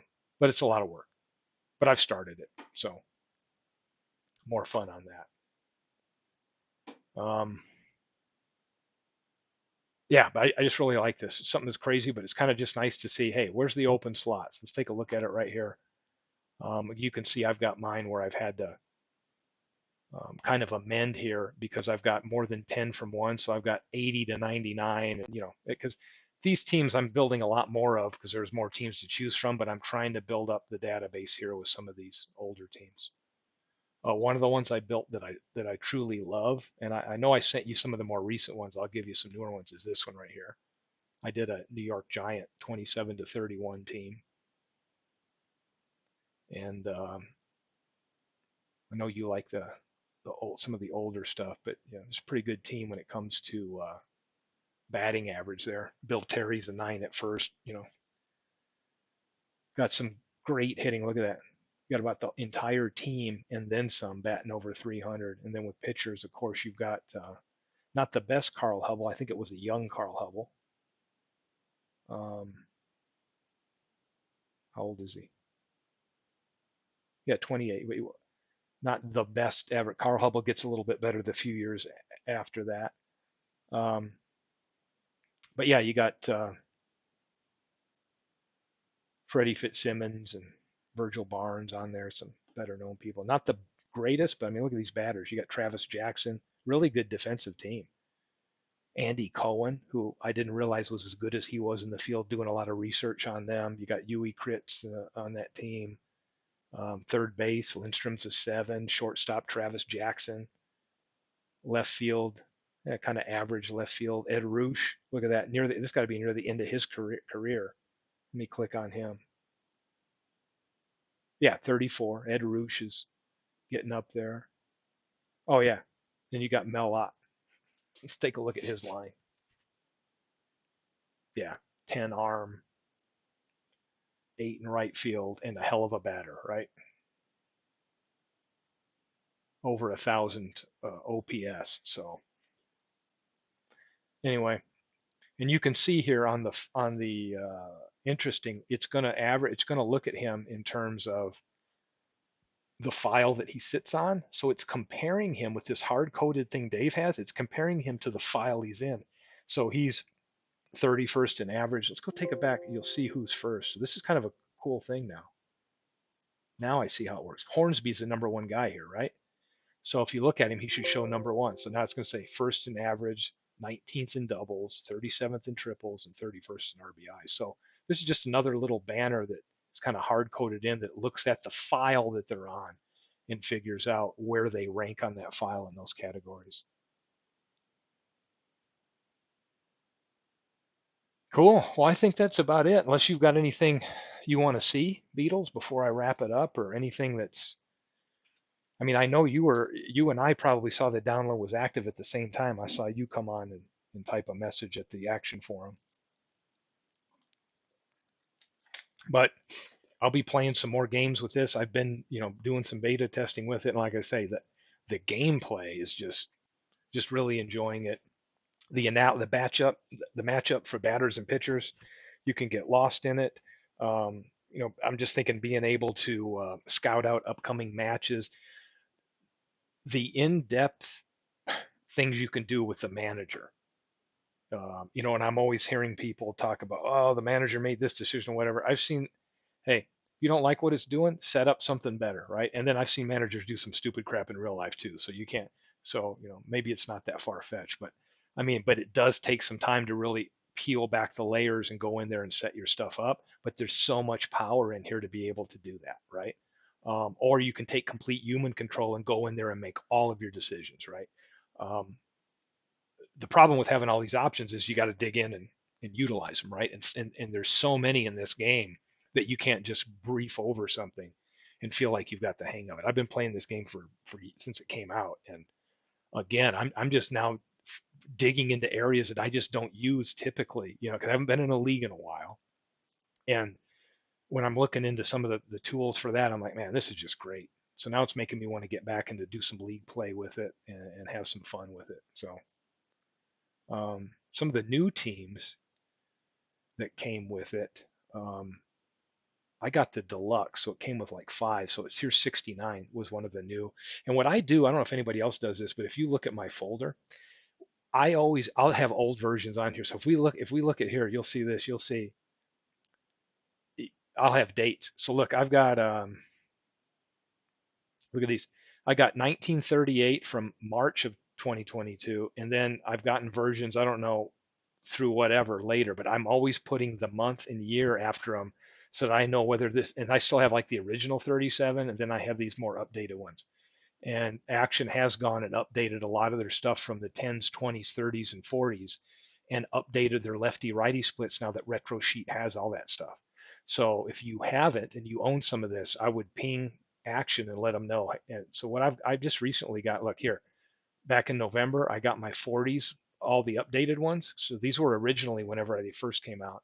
Now I'm putting dates on all of my stuff so I know when the last time I got them was. Same thing let me go back here you can see the 30s, December, October, in the 20s. You can see here I had 1925 from 2019, and sometimes you can go in and look, and they've updated the split breakdowns and in some cases some ratings and stuff based on that. I don't have what I realize is I have a lot of stuff, but unlike you, Beatles, the, I've picked these up when Dave's offered them free, but I don't really have anything prior to that. I don't even have 1890, but what I'm about to do, since it was part of my package, is I'm going to go install it, and I'm going to say, look in the seasons folder where I put my zips. And I think I got 1890 sitting here. And you'll notice I made a version that has my date because I like to have the date. So I install it. Let's take a look at 1890. Now I've got 1890 because it came with the deal here. Let's see what we're looking at. We got an 8-team league. And we've got, oh, is this the guy I think it is? Billy Hamilton. Leading the second in average, 50th in home runs. So I've got 1890 that came with it, and trying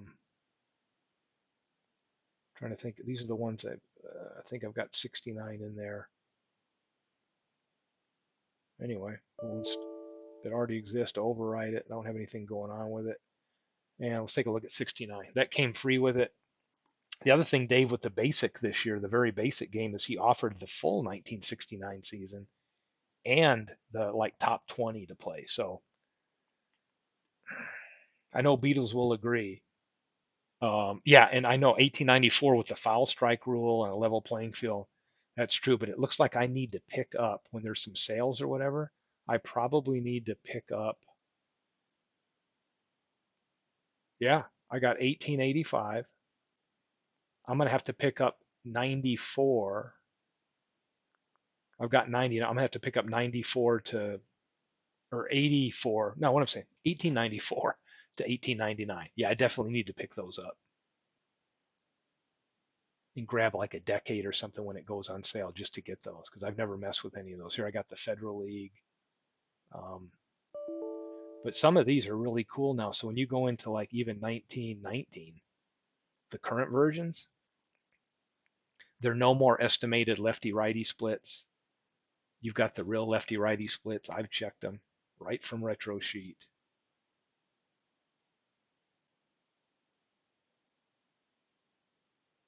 And there you go.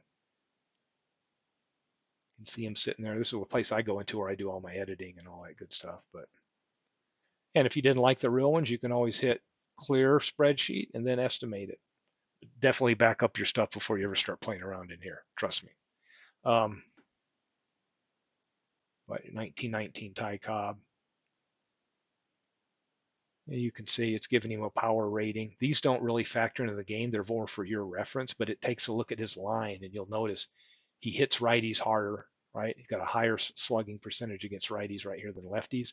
And it'll look at that and assign him like, just for a quick glance, you'll be like, hey, I need somebody with power. Hey, he's a 10 versus right, 8 versus left. So these aren't ratings that play into the game. They're there as a descriptor, a reference for you. Just kind of like this rating is a roll up of all the his stats and ratings and all that and tries to give you an overall. So cool stuff. And you can see here, 1919, it looks at this file and it says Cobb's first in average. He's third in doubles. Cool stuff. I'm loving it. But I know Beatles, you'd like this too. If we could get notes to just, it's 100 characters is the limits, what I found out, right?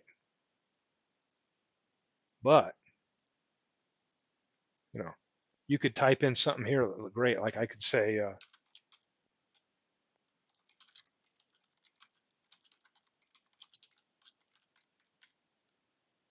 I meant type my typos here.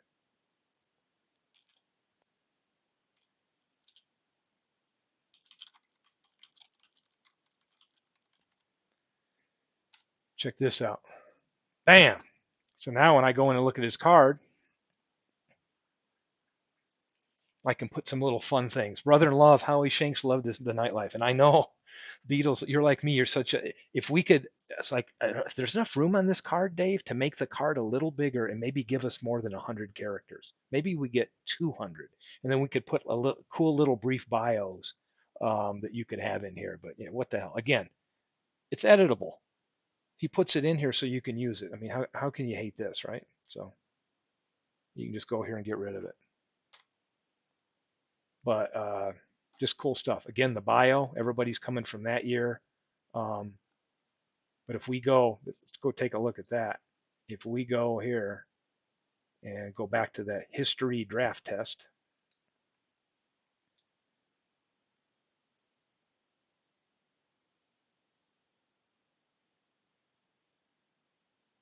yeah, I agree. And it'd be interesting if you could import, like if you had an import where you could get little snippets from like SABR and some of the stuff from Wikipedia or whatever, and be able to reference that. Would be pretty cool. So let's go take a look at my team. And here we go. Right? And this is what's cool in a draft league, because now again, they're neutralized, right? But you would know if they came from a specific home park that year, where they came from, and you can look at your team and you're like, oh, I've got oh yeah, this is Home Run Baker 1913. I've got right. So to me, this is a new tab he's put on here, but it's just a great view, right? Got the notes view. Um, the other one that's nice is, which one is it? This one's great for usage. You can see the pace they're on if you're in a league and you're really trying to make sure. If you're in a league that has some rules where people aren't allowed to play more over a percentage at their that. Yes, I did too. I thought I'm not going to even mess with this and I'll just show it today. But now that I'm looking at it, I'm like, this would be cool. You can have each team can come up with their own font. What the heck? Just customize it. Come up with your logo. Come up with your own font. It's pretty cool. But yeah, this is a great. It's a great view. You can see some of the box scores since they've already got some history here that they've played, and go back and take a look at it. Anyway, it's about time to give up on this, but I'm just having too much fun clicking around and looking at stuff. And take a look at Shoeless Joe Jackson, who I drafted here on my team. They're playing him left and right. He played left and right, kind of split, and then a little bit in the center. It looks like the computer's using him in left. We've got one game over in right, but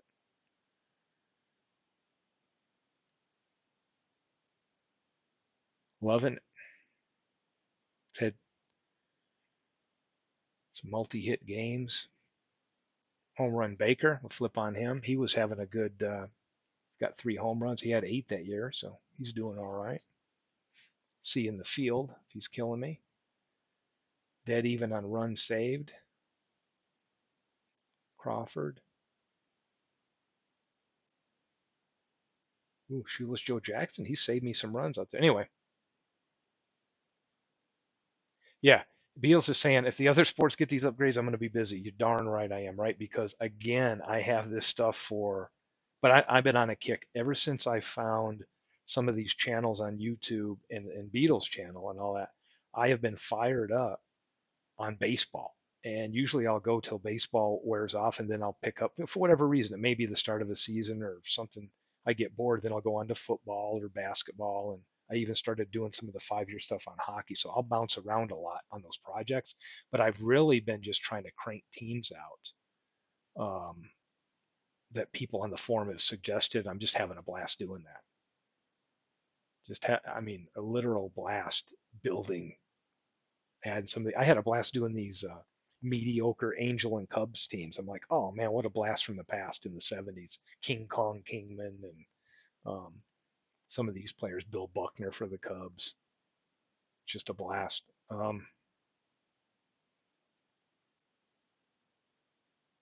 Yeah, appreciate you showing up. I think it's me and you left here having a look. It went on a lot longer than I thought, but hey, it's a virtual unboxing, and I should change the title to virtual unboxing and a lot of other crap.